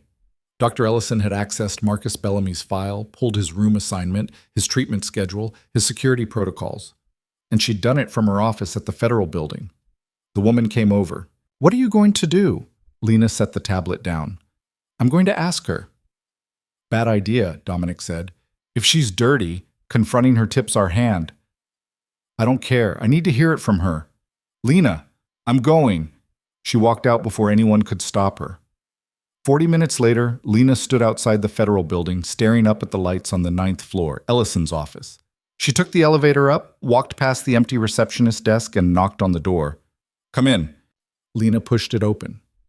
Ellison sat behind her desk, looking tired but unsurprised. I wondered when you'd figure it out. Lena's chest tightened. So it's true. Depends on what you think is true. You accessed Marcus's file. You gave Rachel the information. Ellison leaned back. I accessed the file. I didn't give anyone anything. Then explain the logs. Ellison pulled up her own screen and turned it toward Lena. Look at the timestamp. I accessed that file 3 hours before Rachel's team moved. I was checking on Bellamy's status because you'd asked me to guarantee his safety. But someone else accessed the same file 10 minutes after I did, using my credentials, which means they cloned my access and used it to cover their tracks. Lena stared at the screen. The second access was buried in the logs, nearly invisible. Who? I don't know yet, but I'm working on it. Oh, why didn't you tell me? Because I didn't know you'd been compromised until you released that footage. And by then, you'd already disappeared. Ellison stood. Lena, I'm not your enemy, but someone inside your operation is. And until we figure out who, you're not safe. Lena's mind raced. If Ellison was telling the truth, that meant the mole was still active, still feeding information, still waiting for the right moment to strike. I need names, Lena said. Everyone who had access to that file. Ellison pulled up a list. 12 people. Hospital IT, federal investigators, and 3 members of the inquiry board. Lena scanned the names. Most were unfamiliar, but one stood out, Judge Harrow, the lead examiner. Her, Lena said, pointing. Ellison frowned. Harrow? She's been on the bench for 20 years, spotless record. Check it anyway, Ellison typed. The screen populated with Harrow's history, education, career, cases, everything clean, until Ellison pulled up financial records. Wait, Ellison muttered. She's got offshore accounts, multiple transfers over the past 6 months, all from the same shell company, the one linked to Rachel Voss. Lena's stomach dropped. She's working for Kane. Not just working for him, She's been running interference. Every time we tried to subpoena records related to Protocol Zenith, she blocked it. Every time we wanted to expand the inquiry, she shut it down. She's been protecting them. Yeah. And she's the one who fast-tracked your hearing. Lena's pulse spiked. The hearing's tomorrow. I know. If she's dirty, that means the whole thing is rigged. She's going to bury me. Ellison met her eyes. Not if we move first. How? We arrest her. Tonight. Pull her in, freeze her assets, and force her to flip before the hearing starts. You have the authority to do that? I do now. Agent Voss gave me operational control before he resigned. Lena exhaled slowly. Do it. Ellison made the call. Within 30 minutes, federal marshals had Harrow in custody. She didn't resist, didn't say a word, just stared straight ahead as they led her out of her home in handcuffs. Lena watched from a distance, standing beside Ellison's car. What happens now? Now we see how deep this goes, Ellison said. Harrow's phone is already being analyzed. If she's been communicating with Kane, we'll find it. And if she hasn't, then Kane's smarter than we thought. Lena's phone buzzed. Text from Dominic. Get back here. Now. She showed it to Ellison. Something's wrong. They drove fast. 20 minutes later, they pulled into the safe house garage. Dominic was waiting, his face grim. What happened? Lena asked. We've got a problem. He led them inside. On the monitors, a live news feed played. The anchor's voice was frantic. Reports of an explosion at a federal evidence facility in downtown Ashford. Officials say the blast destroyed critical files related to the ongoing Protocol Zenith investigation. No casualties reported, but sources indicate years of evidence have been lost. Lena stared at the screen. Kane. He torched it, Dominic said. Wiped out everything we didn't already have backed up. Financial records, personnel files, operational logs. Gone. Ellison pulled out her phone. I need to make some calls. Lena turned to Dominic. How bad is this? Bad. Without that evidence, half the case against Rachel and Kane falls apart. We've still got the footage, the lab notes, and Harrow. But it's not enough to bring down the whole network. So what do? We rebuild. Start over. Trace every transaction, every communication, That'll take months, Lena interrupted. Kane will be long gone by then. Then we accept that we won this round, but not the war. Lena shook her head. No, there's another way. What? We make Kane come to us. Dominic frowned. How? By giving him what he wants. Which is? Lena met his eyes. Me. The room went silent. Ellison came back, her phone still pressed to her ear. She looked at Lena. What are you planning? I'm going to the hearing tomorrow. I'm going to testify, and I'm going to make sure Kane hears every word. That's suicide, Dominic said. No, it's bait. Ellison lowered her phone. Kane won't risk exposure just to get to you. He will if I give him a reason. I'll testify about Protocol Zenith. Name everyone involved. Describe every technique I used. Make myself so valuable that he has no choice but to come after me. And then what? Ellison asked. Then you catch him. Dominic shook his head. You're betting your life that we can protect you. I'm betting my life that this ends tomorrow, one way or another. Ellison studied her for a long moment. Then she nodded. All right, we'll do it. But on my terms. You go into that hearing wired, cameras, audio, tracking, and we'll have a tactical team on standby. Fine. Lena, Dominic said quietly. You sure about this? No, but I'm doing it anyway. The next morning, Lena walked into the federal building surrounded by marshals. The hearing room was packed. Reporters, officials, spectators. She sat at the table, wired and ready, her heart pounding. Judge Harrow's replacement, a younger man named Judge Crane, called the session to order. Ms. Carter, you're here to provide testimony regarding Protocol Zenith and your involvement in recent events. Do you understand? Yes. Then proceed. For the next 3 hours, Lena laid it all out. Every detail, every name, every technique, she held nothing back, and with every word she painted a target on herself. Ellison watched from the gallery, her hand hovering near her phone. Outside, Kane watched too. On a screen, in a van parked 3 blocks away. He smiled. She's good. he said to the man beside him, but not good enough. He picked up a phone and dialed. Inside the hearing room, Lena's phone buzzed. Unknown number. She looked down. Turn around. She turned. Victor Kane stood at the back of the room, hands in his pockets, smiling, and then every light in the building went out. Emergency lighting kicked in 3 seconds later, bathing the room in dim red. Chaos erupted. People screamed. Marshals drew weapons. Judge Crane shouted for order, but his voice was drowned out by the stampede toward the exits. Lena didn't move. She kept her eyes locked on Kane. He stood perfectly still while bodies rushed past him, an island of calm in the storm. Then he raised 2 fingers to his temple in a mock salute and turned toward the exit. "Stop him!" Ellison's voice cut through the noise. She was already moving, pushing through the crowd, hand on her weapon. But Kane was faster. He slipped through the doorway and disappeared into the darkened hallway. Lena jumped over the table and ran after him, ignoring the marshal shouting for her to stay put. She hit the hallway at full speed. Emergency lights flickered. The building's backup generators groaned to life somewhere below. Kane was 50 feet ahead, walking, not running, toward the stairwell. "Kane!" Lena shouted. He stopped and turned. "Miss Carter, I was hoping we'd get a chance to talk." "You cut the power to get my attention?" "I cut the power to prove a point." Kane gestured around them. "All this security, all these protocols, and I walked right in. You won't walk out." Kane smiled. "Won't I?" Footsteps pounded behind Lena. Ellison and 2 marshals appeared, weapons drawn. "Hands up, now." Kane raised his hand slowly, still smiling. "Dr. Ellison, always a pleasure." "On the ground," Ellison commanded. "I don't think so." Kane's eyes flicked to something behind them. Lena turned just as smoke canisters rolled into the hallway from both ends. Gray clouds billowed up, thick and choking. Lena covered her mouth, eyes watering. "Gas masks!" Ellison shouted. Through the smoke, Lena saw Kane drop his hands and pull something from his coat. Not a weapon, a phone. He pressed a button. Somewhere in the building, an alarm shrieked. "Bomb threat," Kane said calmly.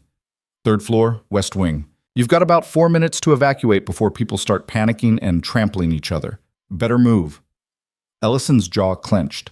"You're bluffing." "Am I?" Kane pocketed the phone. 4 minutes, Doctor. What's it going to be? Chase me or save lives?" Ellison didn't hesitate. She turned to the marshals. "Get everyone out. Now." Then she looked at Lena. "Stay with them." "No." That wasn't a request. But Lena was already moving. She plunged into the smoke, following the sound of Kane's footsteps. Her eyes burned. Her lungs screamed. She couldn't see 3 feet ahead. Then a hand grabbed her arm and yanked her sideways. She stumbled into a side corridor, coughing. The smoke was thinner here. Kane stood in front of her, no longer smiling. "You should have stayed down," he said. "You should have stayed gone." Kane studied her. "You really think exposing Harrow and Rachel changes anything? You think burning one warehouse and arresting a few operatives shuts this down? It's a start. It's a drop in the ocean." Kane stepped closer. Protocol Zenith was never about one program or one person. It's a philosophy.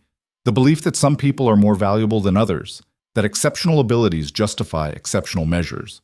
You proved that philosophy right the second you brought Marcus Bellamy back from the dead. I saved a life. You created a commodity, and now everyone wants a piece of it. Kane's expression hardened. That's why I'm here. Not to kill you, to offer you one last chance. Walk away. Disappear. Stop fighting a battle you can't win.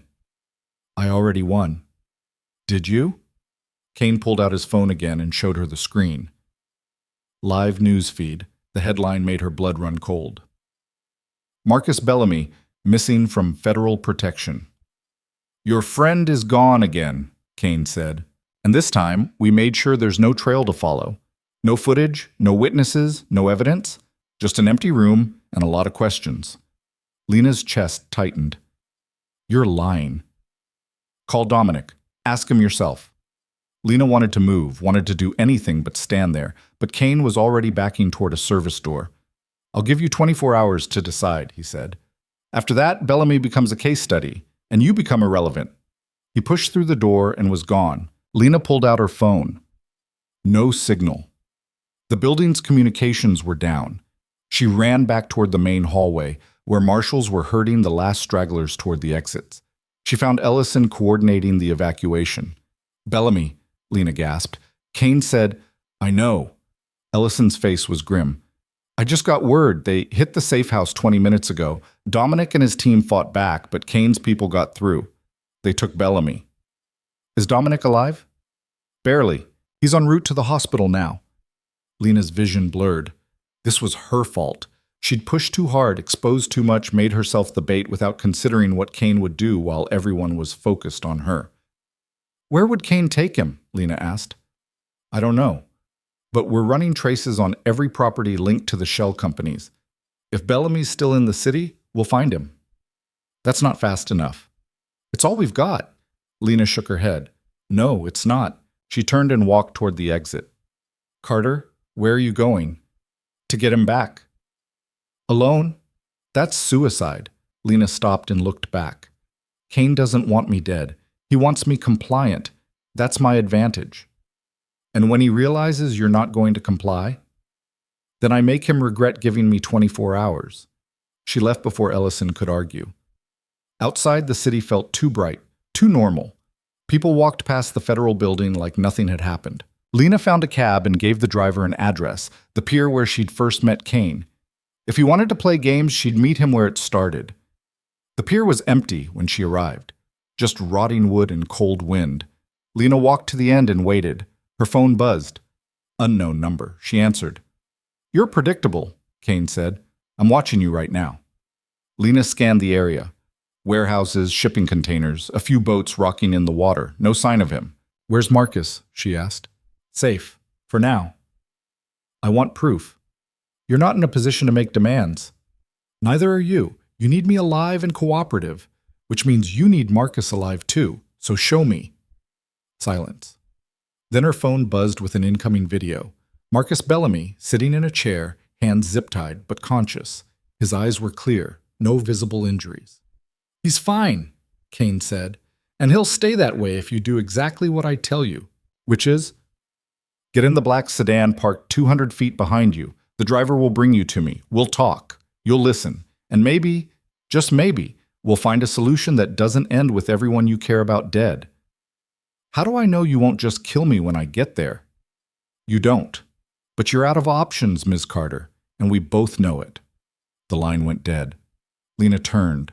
A black sedan sat idling near the edge of the lot. Tinted windows. No plates. She walked toward it, every instinct screaming at her to run. But she didn't. She opened the rear door and climbed in.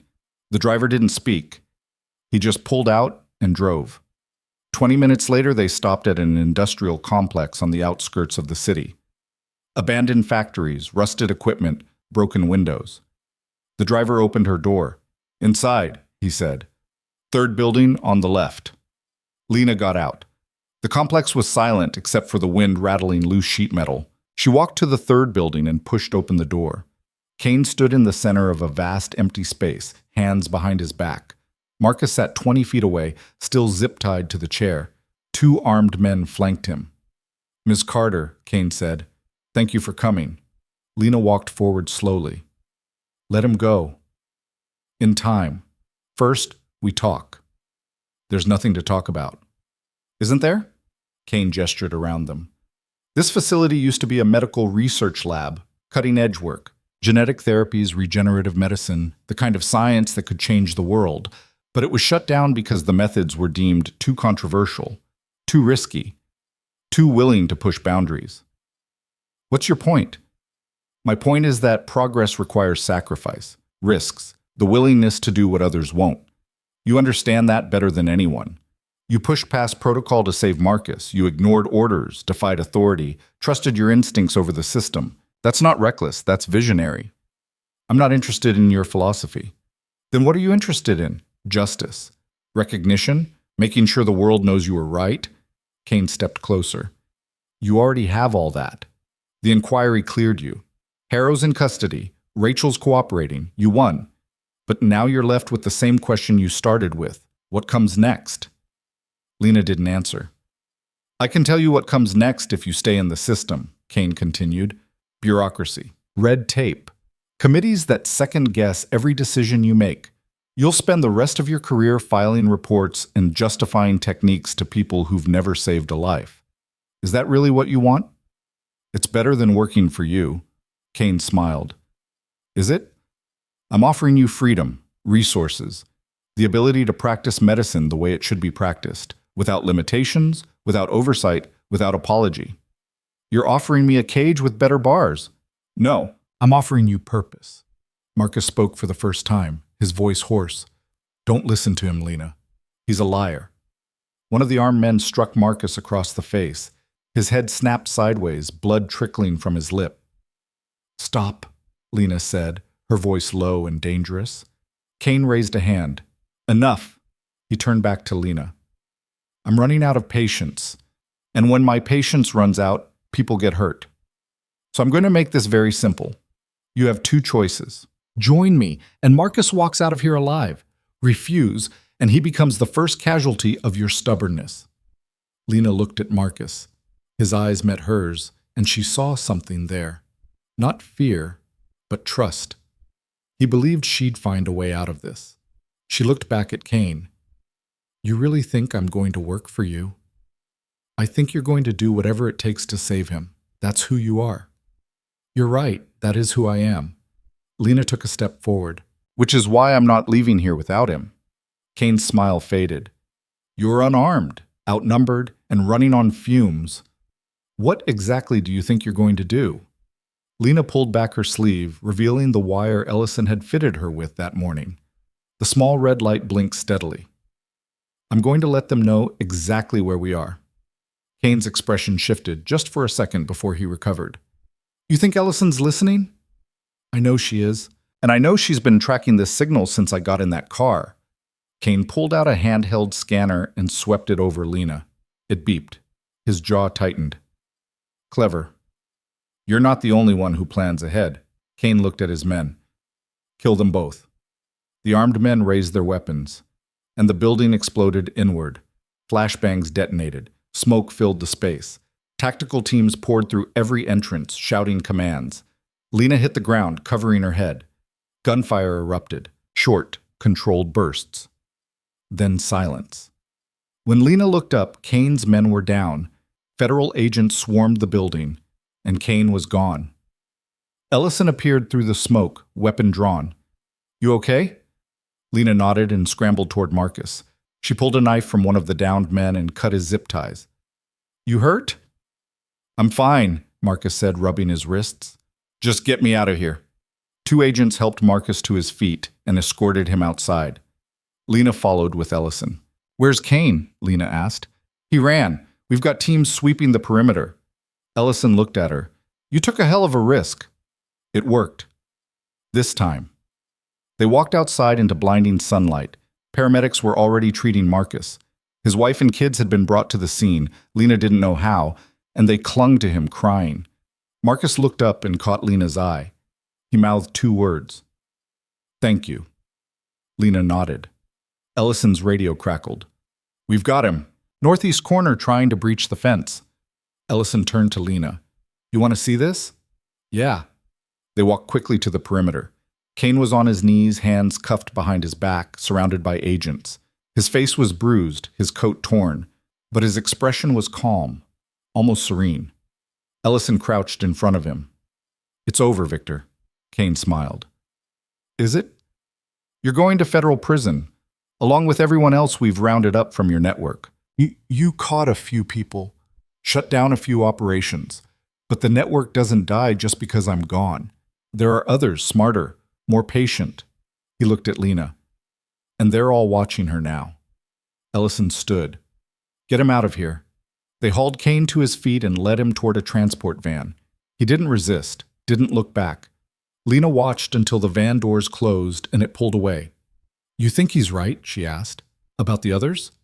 Maybe, Ellison said. But that's a problem for tomorrow. Today, we won. Lena wanted to believe that, but something about Kane's calm unsettled her. They returned to the federal building that evening. The power was back on. The inquiry had been postponed indefinitely, pending a full review of the day's events. and Judge Crane had issued a preliminary ruling clearing Lana of all charges related to the Ashford collapse. She sat in a conference room with Ellison, Dominic, who'd been discharged from the hospital with a concussion and bruised ribs, and Marcus. "So what happens now?" Marcus asked. Ellison pulled out a folder.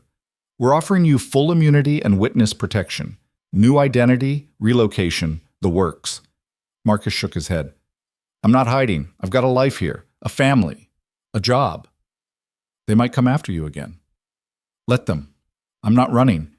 Ellison looked at Lena. "What about you? What about me?" "The inquiry cleared you. Your license is intact. You're free to go back to work." Ellison paused. "Or you could do something else." "Like what?" "Join us, officially. Help build a new program, one that trains emergency responders in advanced techniques. No black budgets, no secrecy. Just real medicine practiced by people who know what they're doing." Lena considered it. "Who's in charge?" "You are. If you want it." Dominic leaned forward. "For what it's worth, I think you'd be good at it." Lena looked at Marcus. "What do you think?"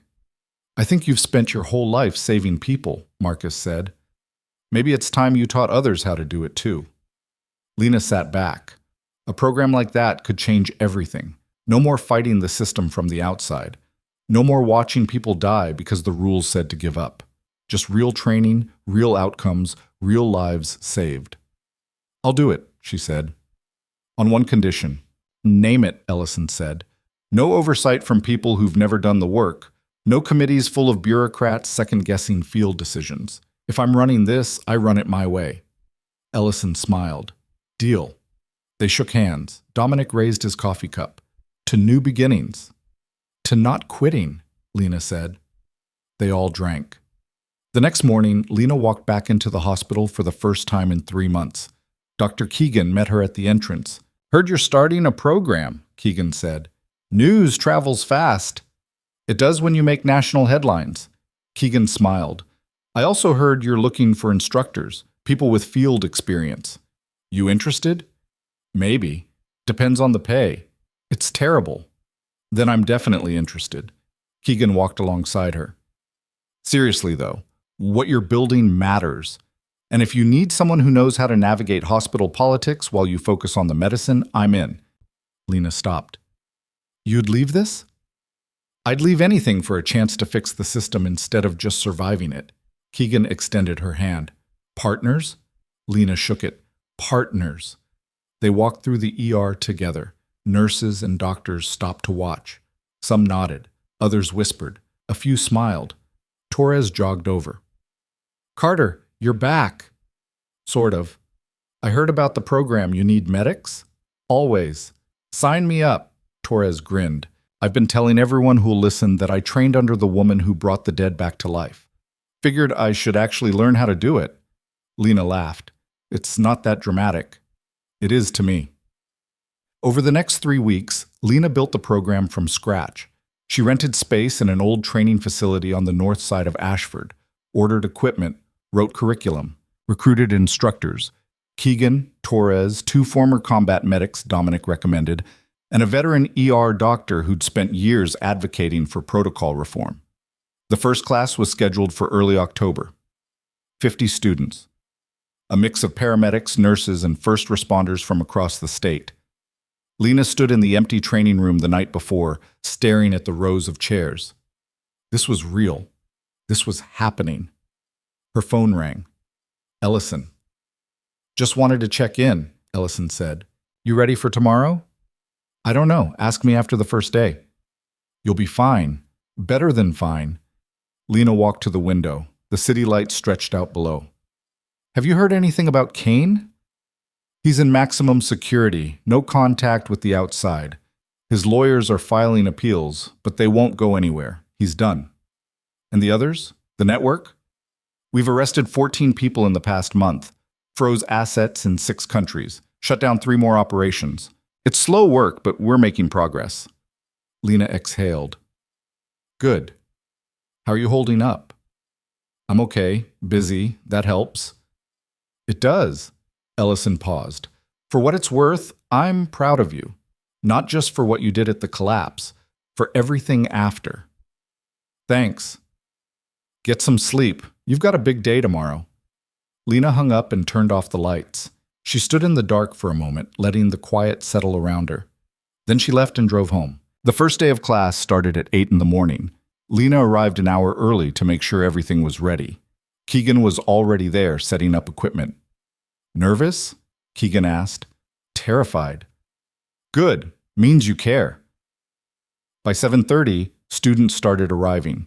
They filled the chairs, chatting quietly, glancing at Lena with a mix of curiosity and skepticism. She recognized that look. She'd worn it herself years ago. At 8 sharp, Lena stood in front of the room. Welcome, I'm Lena Carter. And for the next 6 weeks, I'm going to teach you things that aren't in any manual. Things that will save lives if you use them right, and end careers if you use them wrong. So before we start, I need to know you're here for the right reasons. She clicked a remote. The screen behind her lit up with the Ashford collapse footage. The moment she knelt beside Marcus Bellamy. This is what we're here to learn, she said. Not just the technique, the mindset, the willingness to push past the point where everyone else stops. Because that's where lives are saved. She clicked to the next slide. A photo of Marcus with his family. Alive. Healthy. Smiling. But it's not about being reckless, Lena continued. It's about being informed, understanding physiology, recognizing windows, trusting your training, and knowing when to fight the protocol and when to follow it. A hand went up. Young paramedic, mid-20s. What if we get it wrong? Then you learn, Lena said, and you do better next time. That's all any of us can do. Another hand, older nurse, late 40s. I've been doing this for 20 years. Why should I change now? Because medicine changes, protocols evolve, and if we're not willing to evolve with them, we stop being effective. Lena met the woman's eyes. I'm not here to tell you everything you've learned is wrong. I'm here to show you what else is possible. The woman nodded slowly. Lena spent the next hour walking them through the basics.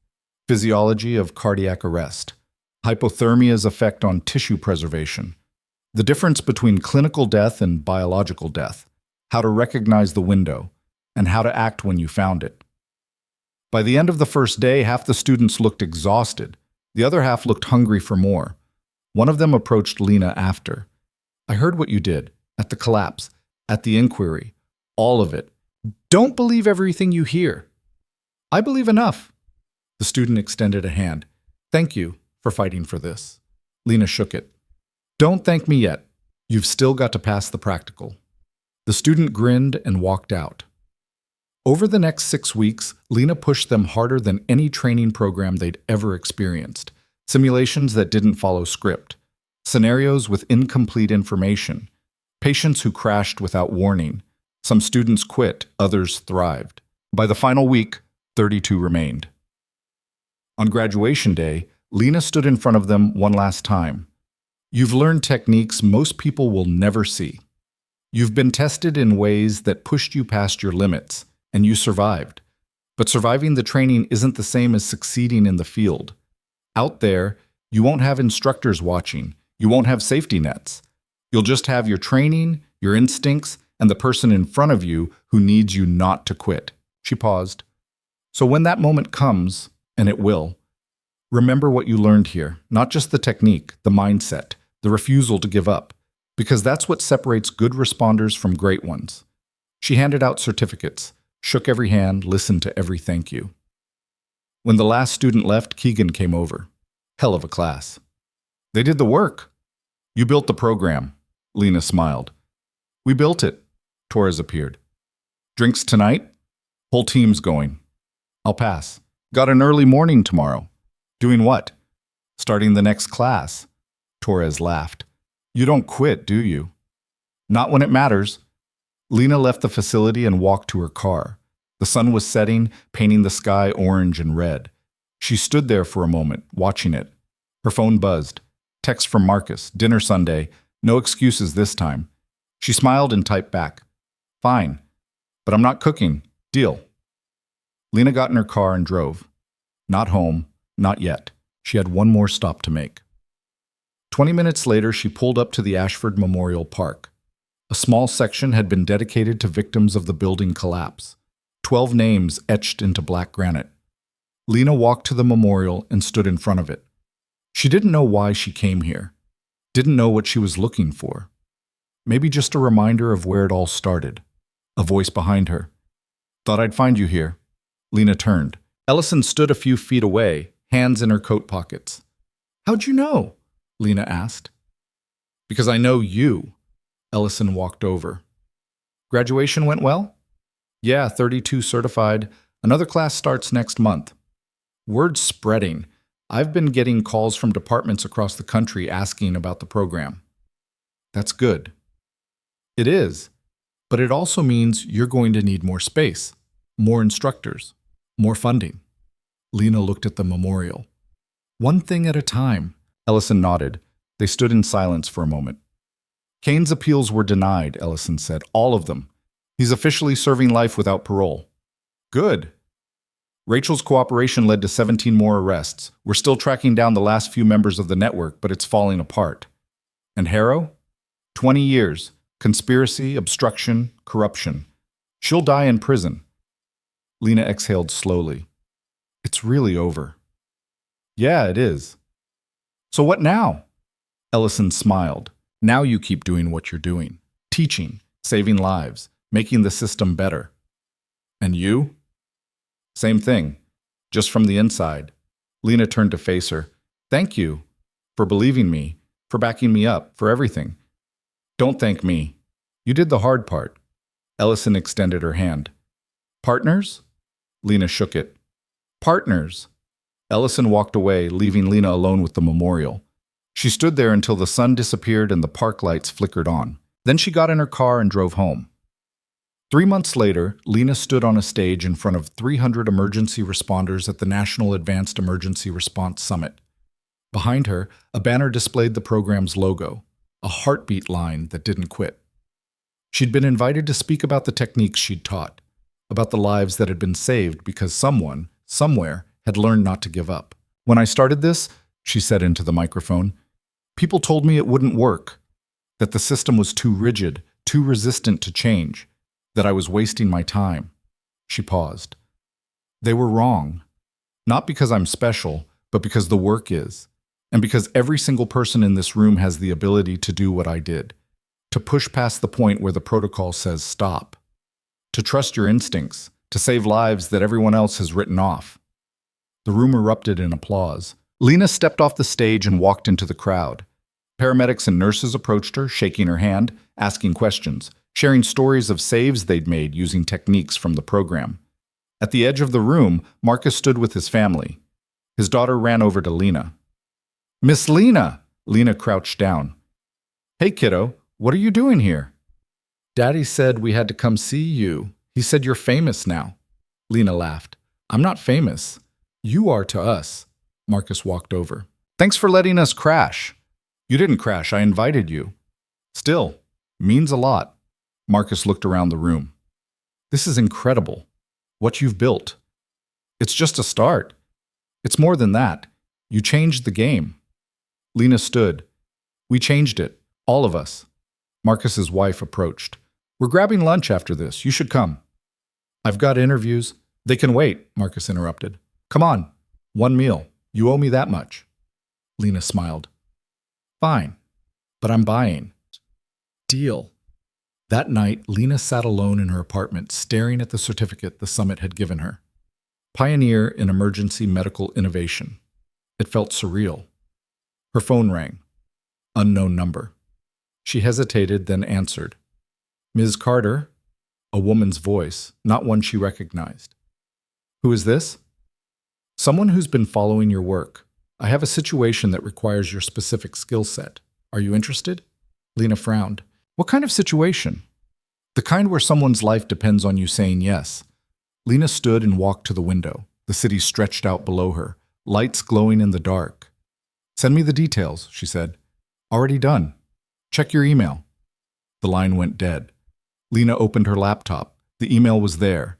No sender name, just coordinates, a photo of a young woman on a stretcher, and a single line of text. She has 4 hours. No one else can save her. Lena stared at the screen. She should ignore this. Call Ellison, report it, let someone else handle it. But she wouldn't, because this was who she was. Not a hero, not a vigilante, just someone who refused to quit when it mattered. She grabbed her medical bag, always packed, always ready, and her keys. Her phone buzzed. Text from Torres. "Where are you going?" she typed back. "Work. Want backup?" "Always." 10 minutes. Lena smiled. She wasn't alone anymore. She had a team, a network, people who believed in the same thing she did. She walked out of her apartment and down to the street. Torres pulled up in his truck 5 minutes later. Keegan was in the passenger seat. "You two didn't have to come," Lena said, climbing into the back. "Yes, we did," Keegan said. "That's what teams do." Torres pulled out. "So where are we going?" Lena gave him the coordinates. Industrial District, East Side. "What are we walking into?" "I don't know, but someone's dying and they asked for me." Torres nodded and drove faster. 20 minutes later, they pulled up to an abandoned warehouse. Lights glowed inside. A figure stood in the doorway, a man in his 50s wearing a jacket and looking desperate. "You came," he said when Lena got out. "Thank God you came." "Who are you?" "David Reeves. My daughter. She collapsed at home. No pulse. I called 911, but they said she was gone, that there was nothing they could do. But I heard about you." "About what you did. And I thought..." His voice broke. "Please, I know it's crazy, but please." Lena looked at Torres and Keegan. They nodded. "Show me," Lena said. David led them inside. A young woman, early 20s, lay on a makeshift stretcher. Her father had tried CPR. Her lips were blue. No respiration, no pulse. Lena knelt beside her, checking for signs. "How long has she been down?" 18 minutes, maybe 20. Lena pulled out her equipment, checked pupils, checked temperature. The window was closing, but it wasn't closed yet. "Torres, start compressions. Keegan, get the AED ready." They moved without hesitation. Lena positioned her hands, using the technique that had saved Marcus Bellamy, the rhythm that had brought the dead back to life. David watched, tears streaming down his face. "Is she going to make it?" "I don't know," Lena said honestly, "but I'm not quitting." She worked for 3 minutes. 4. 5. Her arms burned, sweat dripped down her face. Torres switched in, maintaining the rhythm she'd taught him. Then Keegan's voice. "I've got something. Pulse. Faint, but there." Lena's heart kicked. She leaned down, listening. A breath. Shallow. Uneven. But real. The woman's eyes fluttered open. David collapsed to his knees, sobbing. "Thank you. Thank you." Lena pulled out her phone and called 911. "We need an ambulance. Patient was in cardiac arrest but has been revived. She's stable for now but needs hospital care immediately." She gave the address and hung up. The woman on the stretcher focused on Lena. "What happened?" "You stopped breathing," Lena said. "But you're okay now. Just stay still. Help's on the way." The woman's eyes drifted closed again, but her chest kept rising and falling. Keegan checked her vitals. "BP's low but steady. Oxygen saturation climbing. She's gonna make it." Torres sat back, breathing hard. "That was intense." "Welcome to the job," Lena said. Sirens wailed in the distance. The ambulance arrived 6 minutes later. Paramedics loaded the woman onto a gurney, asking questions, taking notes. Lena gave them everything. Timeline, technique, current vitals. One of the paramedics looked at her. "You're Lena Carter." "Yeah." "I took your class last month. He shook his head. "This is exactly what you taught us." "Then you know what to do. Get her to the hospital, keep her stable, don't quit." "Yes, ma'am." They loaded the woman into the ambulance and drove off. David approached Lena, still crying. "I don't know how to thank you." "You don't have to. Just make sure she gets the follow-up care she needs. And tell the doctors what happened. Every detail. It'll help them treat her." David nodded. "I will. I promise." Lena, Torres, and Keegan walked back to the truck. None of them spoke until they were back on the highway. "You know this is going to keep happening, right?" Keegan said. "People are going to call you, show up at your door, beg you to save someone the system's already given up on." "I know," Lena said. "And you're going to say yes every time." Probably. Torres glanced at her in the rearview mirror. You ever think about what happens when you can't save them? Lena looked out the window. All the time, but I'd rather try and fail than quit and wonder. They drove in silence the rest of the way. When Torres dropped her off, Lena stood on the sidewalk, staring up at her building. Lights glowed in windows. People living their lives, unaware of what had just happened. She walked inside, took the elevator up, and unlocked her door. Her apartment was quiet, empty. But it didn't feel lonely anymore. She set her medical bag by the door, pulled out her phone, and opened her messages. Text from David Reeves. She's awake, talking. The doctors say she's going to be fine. I don't know how to repay you. Lena typed back. You already did. Take care of her. She set the phone down and walked to the window. The city stretched out below, lights flickering in the darkness. Somewhere out there, someone else was dying. Someone else needed help. Someone else was being told there was nothing that could be done. And maybe, just maybe, they'd call her. And she'd answer. Because that was who she was. Not because she was special, not because she had some gift, but because she'd learned a long time ago that the difference between life and death wasn't always medicine or science or protocol. Sometimes it was just refusal. The refusal to quit. The refusal to give up. The refusal to accept that nothing could be done. And as long as she had breath in her lungs and strength in her hands, she'd keep refusing. She'd keep fighting. She'd keep saving lives, one impossible case at a time. And no one, not Kane, not the system, not the voice that whispered you can't, was going to stop her. Not ever. Because she'd proven something that night at the Ashford collapse. Something the world was only beginning to understand. Sometimes the rules are wrong. Sometimes the protocol fails. Sometimes the only thing standing between life and death is one person who refuses to walk away. And Lena Carter would never walk away. Not from Marcus Bellamy, not from David Reeves's daughter, not from anyone who needed her. The work wasn't finished. It never would be. But that was okay. She was ready. The end.